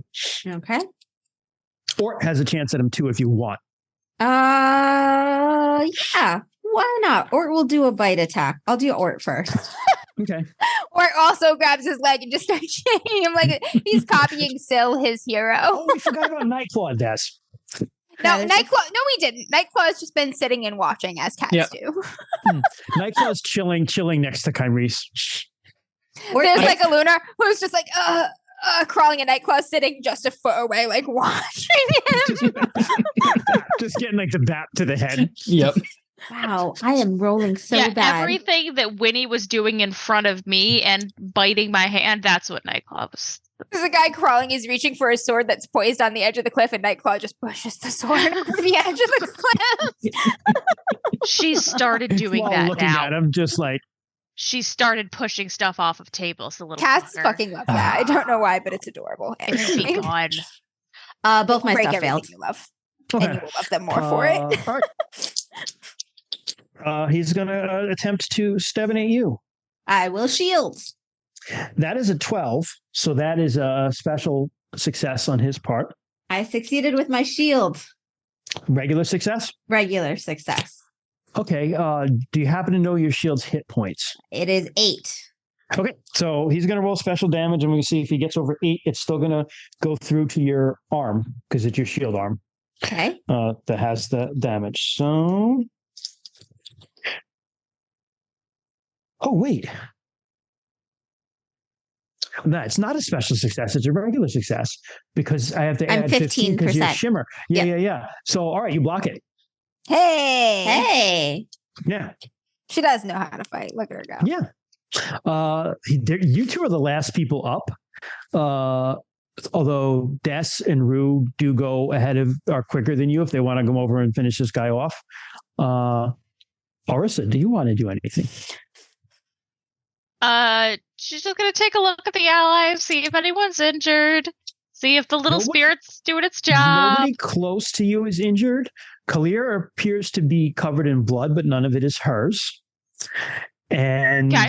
so things are looking pretty good. Yep, little As healing far as you can spirits tell, helping her out. You're a little far away. Yeah, But it seems okay. I mean, you're sure that you're going to be able to put the healing spirit to use later. Some people must have gotten hit, but no, but she's just gonna keep her eyes out, keep defending. so I am the going to steal situation- Bryn's kill. Well, there are also 2 guys just standing there in a daze. Stealing Bryn's kill is better. Okay. Hey, I got this one. I'll race you. And then Discard and I just glance at each other, but start running toward Bryn. She's like, no, I'm trying to. I was just going to say, I attacked them both. True, Discar and Rue, just like the epitome of brothers. It is just like my character in our home game. Fucking So. kill stealing asshole. He surely is. Are we on the Yes, same my- strike rank, Discard? No, Discard goes first. I'm first. Shit. Okay, guess you probably get there before me. I believe Discard goes first. He's on 5. Yeah, he's at 5, I think. Yeah. Yep. Yeah. Yeah. Because Those I'm at bear 5, arms. do melee combatants don't get an extra attack round in If you can fit it into the round. So you attack on 5. Yep. So actually you can do it if you can fit it into the round, but you also have to split your like That's what it was. attack I was out. like, well, So I could it's attack like a 70 million yeah. times so it's at 70, so it's like 10%. right, Yeah. exactly. Oh, Yep, you yep, split yep. your percentage? You split your percentage, yeah. Gotcha. So Okay. people Gotcha. who are really, really good with their weapons do it. Right. You That makes have to be sense. very highly skilled to be Yeah. able to do it. Yeah. That makes sense. I have Yeah. like a 35% chance to hit, I like that. but okay. Not Yeah. bad. It's good to know. 25 's Yeah. pretty I like good. those. Yeah, that's good enough. I mean, what you insect, that's moderately skilled. Oh, Kung Fu Fender says right. It also has to be above 100. So you have Almost. to be Oh, okay. almost there. Yeah. Oh. I knew there was something else I was missing because it's Gotcha. RuneQuest and it's You'll crunchy. get there though. Yeah. Whatever. It's really Oh, no more crunchy than D&D. It's just like not as ingrained. That's fair. Yeah. It's less crunchy than Pathfinder, more That crunchy than is 5e. 100% the truth. Yeah. Initiative is crunchier here. Like initiative is. don't initiative. Oh, initiative's- like literally every other game. Honestly, so glad I'm playing the pacifist character for this fucking kind of a game. Like anybody hurt? No. I Sweet. You know, the thing my is, job. we're interrupting things here, but strike ranks, like I kind of like it because it's like it's not as rigid with like what you can fit into a round. It really depends on what you. It's like this is how much time you have, and this is how long it takes to do things. And you can pick, you can fit as much stuff as you can in it. I like that aspect of it. However, it's like when you start going outside of like your standard like stuff. What the fuck do I do with this? Like, okay, so wait, so it costs this to do this, and yeah, that slows things down. But whatever. All right, Kent. Yeah. All right. Yeah, I'm gonna go and slice that dude in half. Roll, man. He sees you coming, and he's going to get his shield up, which will give someone else an advantage against you. But me, you'll miss, and then I'll have the advantage, and I'll kill him, and I'll save Bryn. I got a 61. He rolled a 69, which is a failure. But I just want to note that he rolled a 69. Can we get some 69s in chat, people? 69. Hey. Well, I have a redeem thing that's 69. Brings me great joy. This is what I do with my mod powers, you guys. All right, Kent. All right, let's see where I cleave this dude. I mean, I'm sorry, there are 2 guys. No, he's the only guy left. Yeah, I'm sorry. Why did I have a 2 left? Yeah, 7. Mark off. Look at this. Look at this flood of 69s. It's beautiful. Yes. Hey. A flood of 69s. Giggity. I have no shame. This is glorious. 7. Left leg. Another left leg. Another left leg. There are shocking, like, chest is just a 12. Like there's no range. It's like it's one of the largest parts of your body. That's crazy to me. I know it's because when you think about it though. I know you're trying to guard your chest in combat with your limbs. It's harder, right? But like you're only trying to guard your limbs. The legs get hit an awful fucking lot for something that's like not often you miss and like I don't know. I'm just going with logic here. You miss and whack the leg, or I mean, the leg scar is like 8 feet tall and somehow is hitting people. I know. I'm just like, I'm like full. Maybe you just it is a really good I know from fencing it is a really good move to come down and at the last minute you kind of like scooch your wrist over and like whack on the side. You're just doing that like in the leg as a fake out a little bit. Yeah, it's like a fake out. So all right, man. So 7 and how much damage? 7 damage. 7 damage. I rolled like all 2s. Okay, that'll do it. You wound him enough that he's done for. Leaving only 2 very befuddled people who, if you do nothing about... I mean, we should capture them. I'll go over there, kick them down, and step on them, and I think disarm them or whatever. I will kill them. But we can interrogate them. We need intel. You have to think smart. I'm going to run there before my murder hobo almost girlfriend kills these people with valuable intel. Then I attack discard instead. So... Stealing the kill. Right. So Enrin just comes back and offs one as you guys are starting. Fuck. Don't kill him. Don't kill him. Right. So Bryn, how fast is Orc? Orc, he is an elk. He has movement 12. I think that's faster than Rue. Where's my movement? Where do I find my speed? You're not faster than an elk. I'm pretty fast. No, I think we're 8. Is it Dex? Should it be Dex? I think it's 8. Most people are 8. Okay. Yeah. All right. Cast movement. Fuck. I'm just gonna, and for the sake of argument, Bryn, you get there first. You can do what you wish. I kill him. I am yelling, "Don't kill him!" Just so you know. You kill him. You kill him before Enrin can get to him, and she's kind of like gives you the nod of approval. As everyone is cleaning up, everybody's dead on the other side. Fuck. The queen said, the prince said, take no prisoners. They can be temporary prisoners. You can kill them after you interrogate them. I'm going to go look for more. They know things about other troop movements. We could have found out how they found out we would be here. We might have a traitor back somewhere. Like, how are we going to know how they found out? It's so funny because, like, these are Orlanthe, and Rue is so not Orlanthe. I'm just like yelling these things. How are we going to find out how they found out we would be here? They might have a traitor. Yeah. It's like... Arissa's just gonna Arissa's just gonna quietly call the little healing spirit to her and have it like take a walk with her to make sure everyone's okay. A few of the Thanes are wounded. Gordangar got a little cut, but he's like, well, I can handle it myself, Lady Arissa. Thank you. No. But does the healing spirit come with me and like help? Yes, the people you got a little butterfly flap around. But yeah, she can. The spirit can heal a couple of the dudes before you dismiss it. Yeah, she fakes it. And I gives it a assume little everybody's blessing. super dead, but I am going to check for people who are barely surviving and see if I can possibly save one. Unfortunately for you, so are other people. Jorganath is there, actually. He is a sword of Humak. That is being noted in chat. But everybody's dead. God damn it. Everybody's very dead. I'm just like turning people over like, dead, fuck. Walk over. This guy doesn't even have a head. Fuck, he's dead. No leg. Fuck. A few, you do manage to find a few who are like almost dead, but they bleed out. I'm like, Arissa, and then he's like, I'm like, never mind. That's exactly what happened.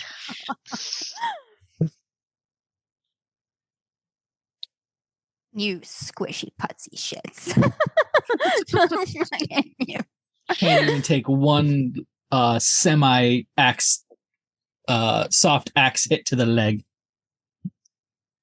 Fuck. Bruce pretty upset that he can't find out how they found out that they were here. Gordangar and like the other people are like looking at you, Des, like.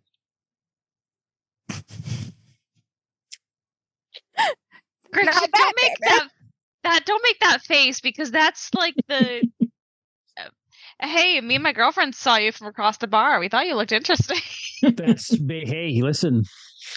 Lanthea are very open people. Okay. I'm gonna punch him. I had it. I feel nothing. I feel nothing. It's actually true. I like I don't know how much my regular fists do. Well, with your weapon, what is your max damage? My max damage with my weapon, my best weapon would be 11, but usually it's a 10. Yeah, because you have no damage bonus because you're small, right? Yeah, because I'm so little, I don't have a damage bonus. Yeah. So okay, like I got Ort, who does 76. Yeah, Ort is the damage bonus. Yeah, you're gonna have to like start charging stuff and double your damage. Bonus is by elk. Yes.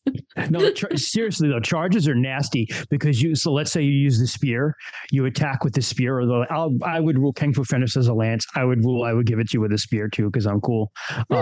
You add the animal's damage bonus to your lance attack. Oh, okay. That's terrifying. I love it. So like that's why like the bison tribe and the rhino tribe from Prax are fucking terrifying. Because like I think a rhino is like 5d6 damage bonus or something. Imagine like that. Actually trying to use a lance That's from what the back my of a grandma rhino, had. and like you hit your opponent and it just destroys your arm because physics and all. I feel like a rhino's got to be more because Ort does 76. 7? All right, so it must be more So than. yeah, and so a rhinoceros must be like what? That's what my grandma had. A rhino? Yeah. Fuck yeah. But then it got taken, and then she got disowned from her tribe. That's my aunt or my great aunt or something like that. So I forget. Now covered in blood, like Baldur's Gate characters. Yep. You return home unless anyone has anything else they want to say here. I do here. I mean, we should search them. Maybe one of them has some kind of instructions that we can't read. That is being done. People are searching. The Lunars have been. And weapons and armor are being reacquired for the use of the fjord. Rue's pretty upset right now. He's like, God damn it, you couldn't wait 30 seconds. The Lunars have been scouting all around this area. This isn't the first time this isn't a scouting party. This is a 30-person. This is like a strike force. They've been moving all throughout here. This is too many people to be a scouting party. They didn't happen upon us. They were waiting. They knew.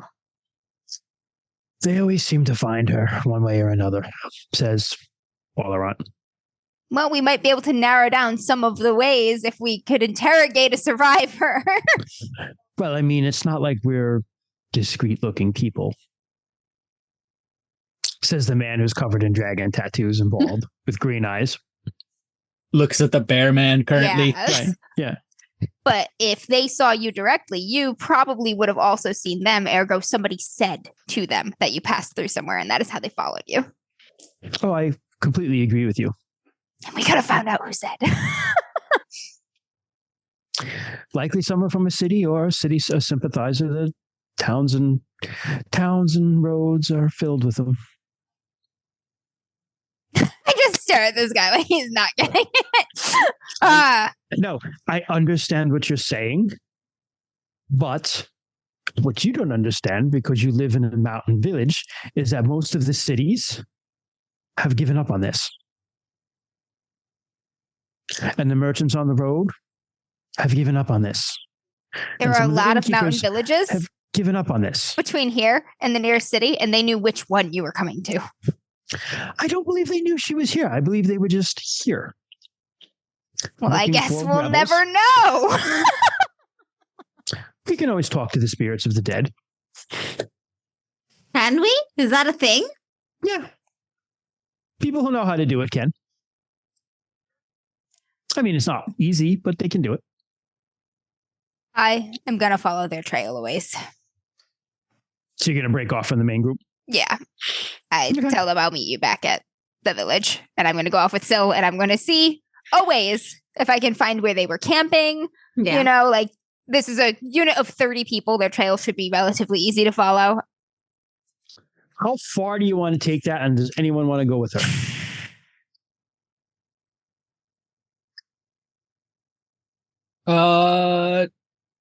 Descara would go.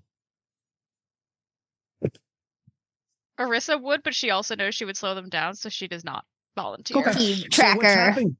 I'll stay What's with the happening squishies. is some time is being taken to clean this up. Yeah.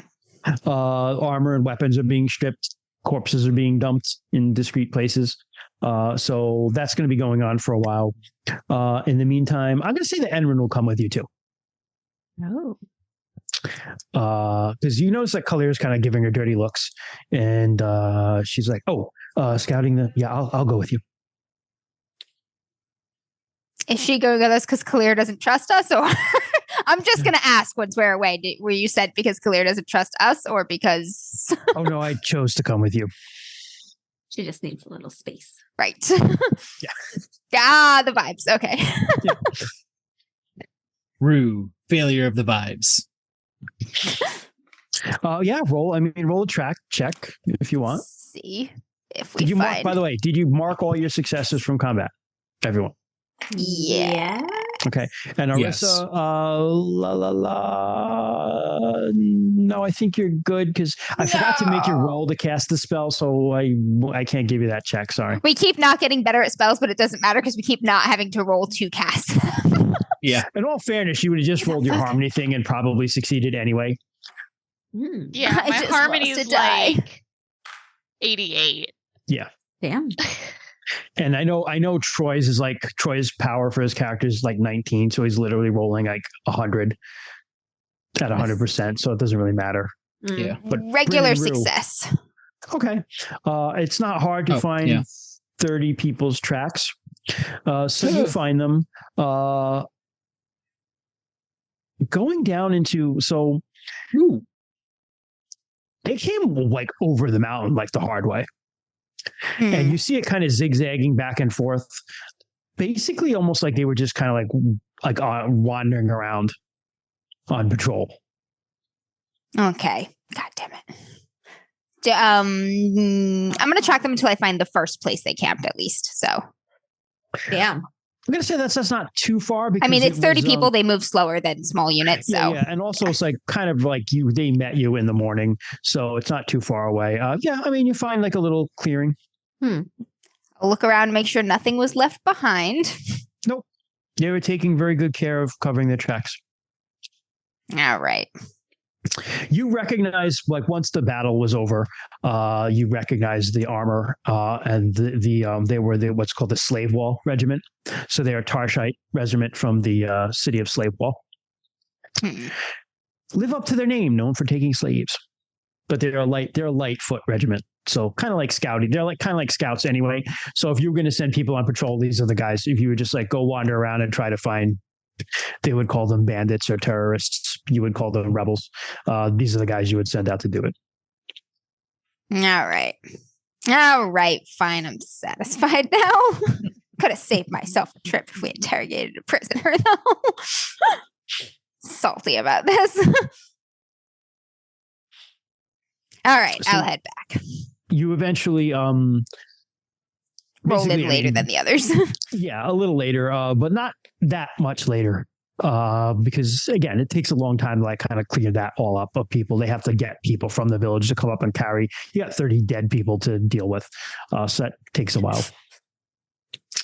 It's not like you have any bulldozers to do like a quick mass grave or anything. So they have to, take some time, right? Beep, beep, back them up. Just feed them. Just feed them to their pigs, I guess. I don't know. You know what? We really should. Feed them to Descara's 13 It's a lean wolves. winter. Right. Feed them to the hogs. So you get there maybe a little later than but not as much as late as you think. You kind of arrive with the main group, bro. I'm going to say, because power of the plot, speed of the plot. Power of the plot. Excellent. Yeah, power of the plot. So fast everyone, as you fuck. you get back to, you fast as fuck, boy. You get back to the main hall. And a very wary joiner lets you in. I'll say you are amongst the last to get there, though. Tailwind. And, they're all in the main hall. Thank you. What happened? What's going on? We were intercepted by a small detachment of lunars. It was no trouble. Okay. You could say the word patrol. They're all in the main room. You can say scouting party. Shut up, this guy. They're in the main room. I'll head in. We will not say the word patrol. You get in just as you walk in.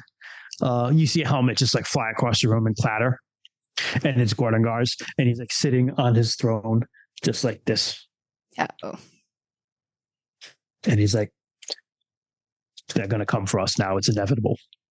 It was inevitable since Earth season, but now it's inevitable. And that scum Kangal won't do anything. Oaths and all, he won't do anything."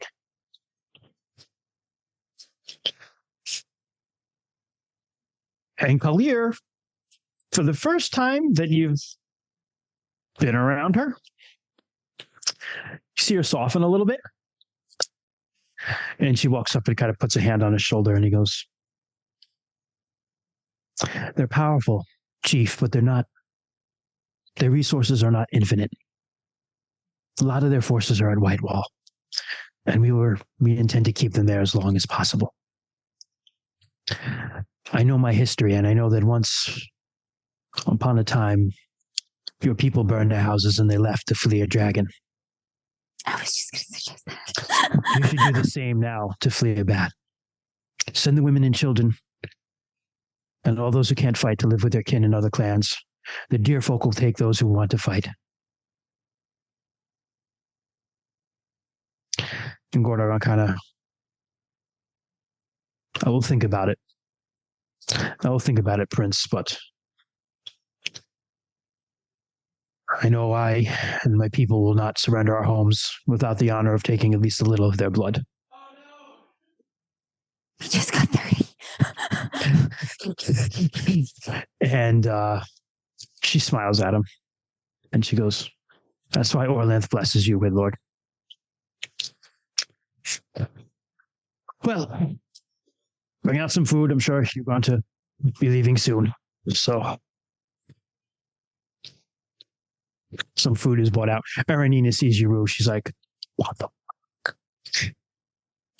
Just across the room, she gives you like the "what the fuck," the silent like "what the fuck." We do that a lot. Yeah, you do. Fuck. I just sighs. Rue's going to wait until there's an appropriate moment to approach Gordangar, but he is going to talk to him. Okay. Probably later on. Is there anything else? You basically have the whole crew of Kalir's people. If there's anything you want to say to them, most of the ring is here too. If there's anything you want to say to any of them, any of you guys. Wash some of the blood off.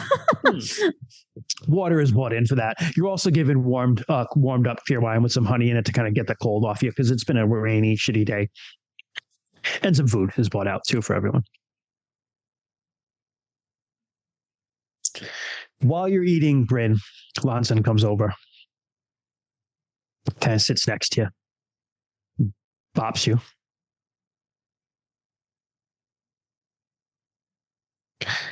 I saw you there. I did good. You did. The elk did better. You did. It's true. I failed like twice. It happens.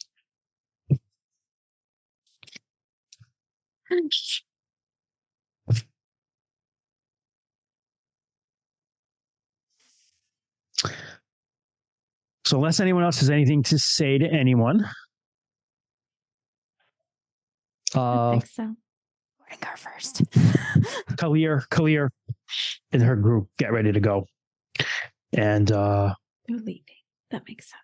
Wait, are you telling us where we're going next? When I see them packing up, I will walk over to them. I'm like, she walks right up to you guys. yeah, I was gonna say not like we have to go to the other locations.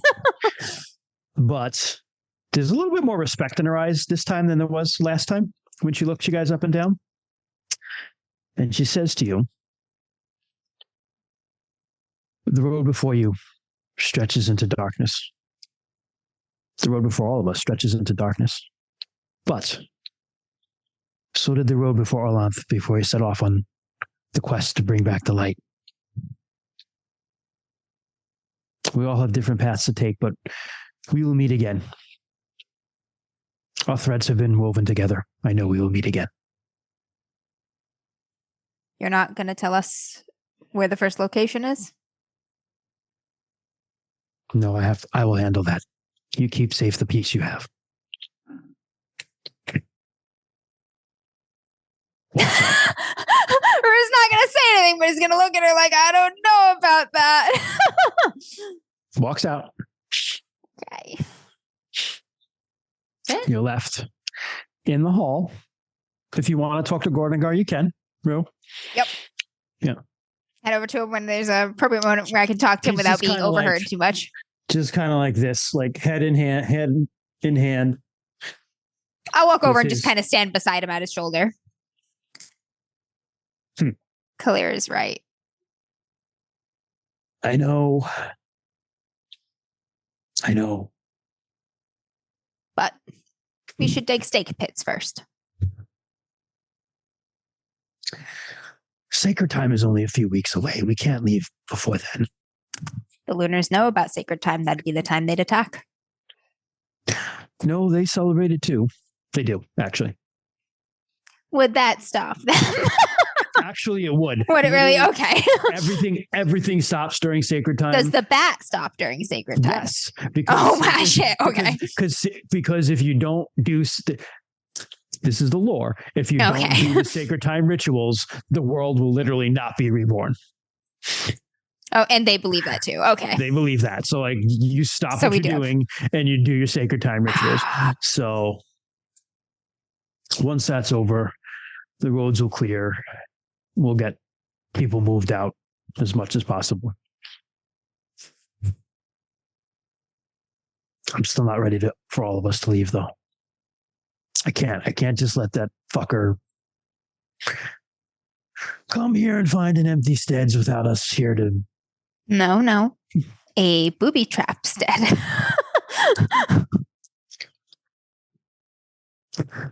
Through. He stands up and he like claps his shoulder. But you're not little, so you don't move, even though Aranina makes fun of you. You're actually probably a little taller than Gordengar. But he looks at you and he goes, that wouldn't be honorable, would it? I'm less concerned with honor than I am with winning. I'm not.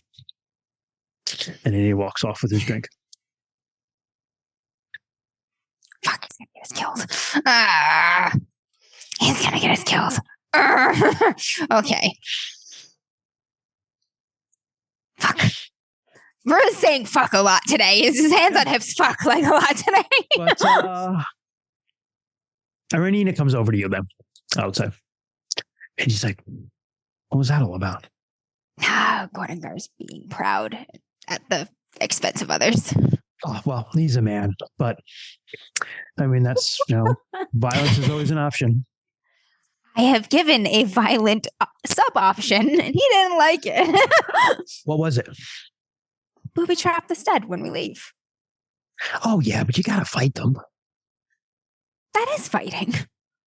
No, it's just like, clever fight fighting. them. I'm sure we'll get another chance. It's not going to be that easy, Aranina. I know, but you know how they think. I'm going to set some fucking traps in the woods. I don't care what people say. I can set some traps when I get me some lunars. By the way, I got 4. Fuck yeah. What did I get? I think 2. I think, yeah, 2. Yeah. You get in there. She claps you. Well, when she claps you, you do. Nah, it's too small for me. Also, like, I refuse to completely be rigid when Aranina. I feel like that's going to provoke a fight, and I don't want to fight her. You kind of you roll with the punch because you want to be like, oh yeah, okay. If anybody has anything else, now's the time. If not, that's where we'll stop. I feel like we're not moving fast enough. I feel like they're going to beat us here. Who, the Lunars? Yes. They should come here. Or not that they should come here, but we shouldn't leave. No, we are leaving. No, we shouldn't leave. We have to leave. Thank you, Raz. We're actually wrapping up right now, but thank you for staying. First time with us. Thank you. Hope to see you again soon. Yeah. So yeah, we will leave that on that note, on a rainy, shitty, crappy kind of spring day, night. Hey, yeah, like Christmas isn't here yet. Storm season is a stormy, wet season. It's not really winter. It's cold and rainy, but it's kind of we're on the other end of winter. Think of like a couple months of March, right? That's what it's like. Yeah. Okay.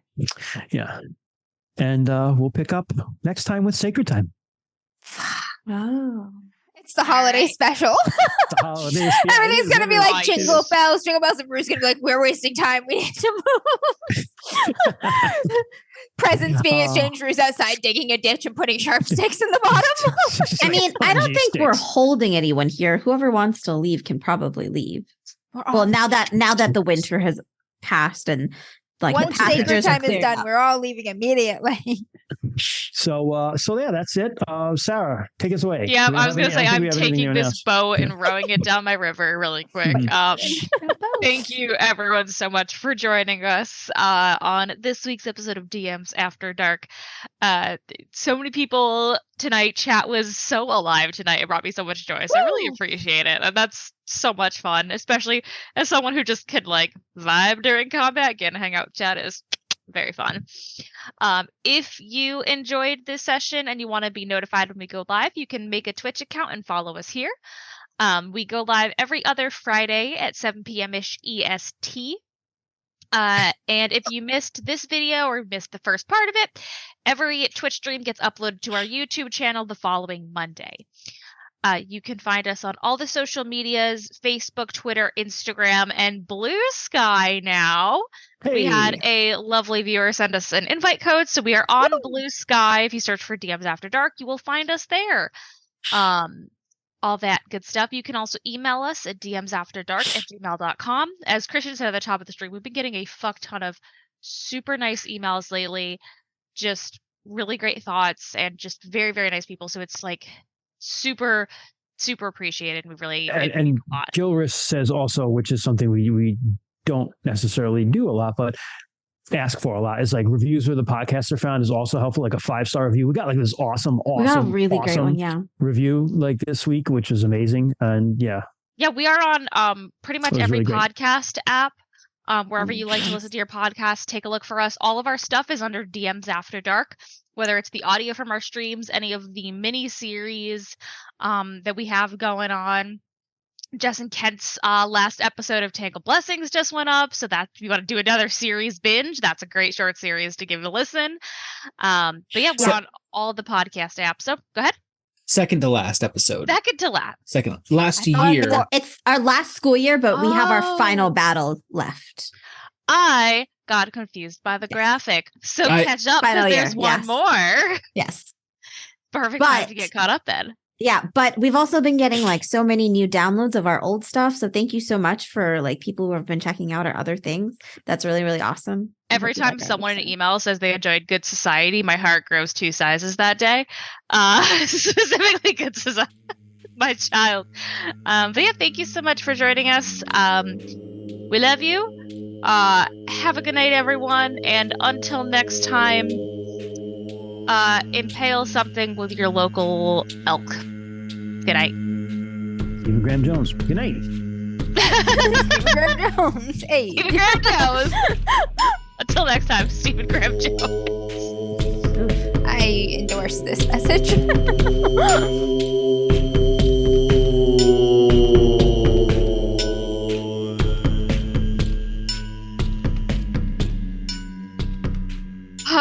We did did it.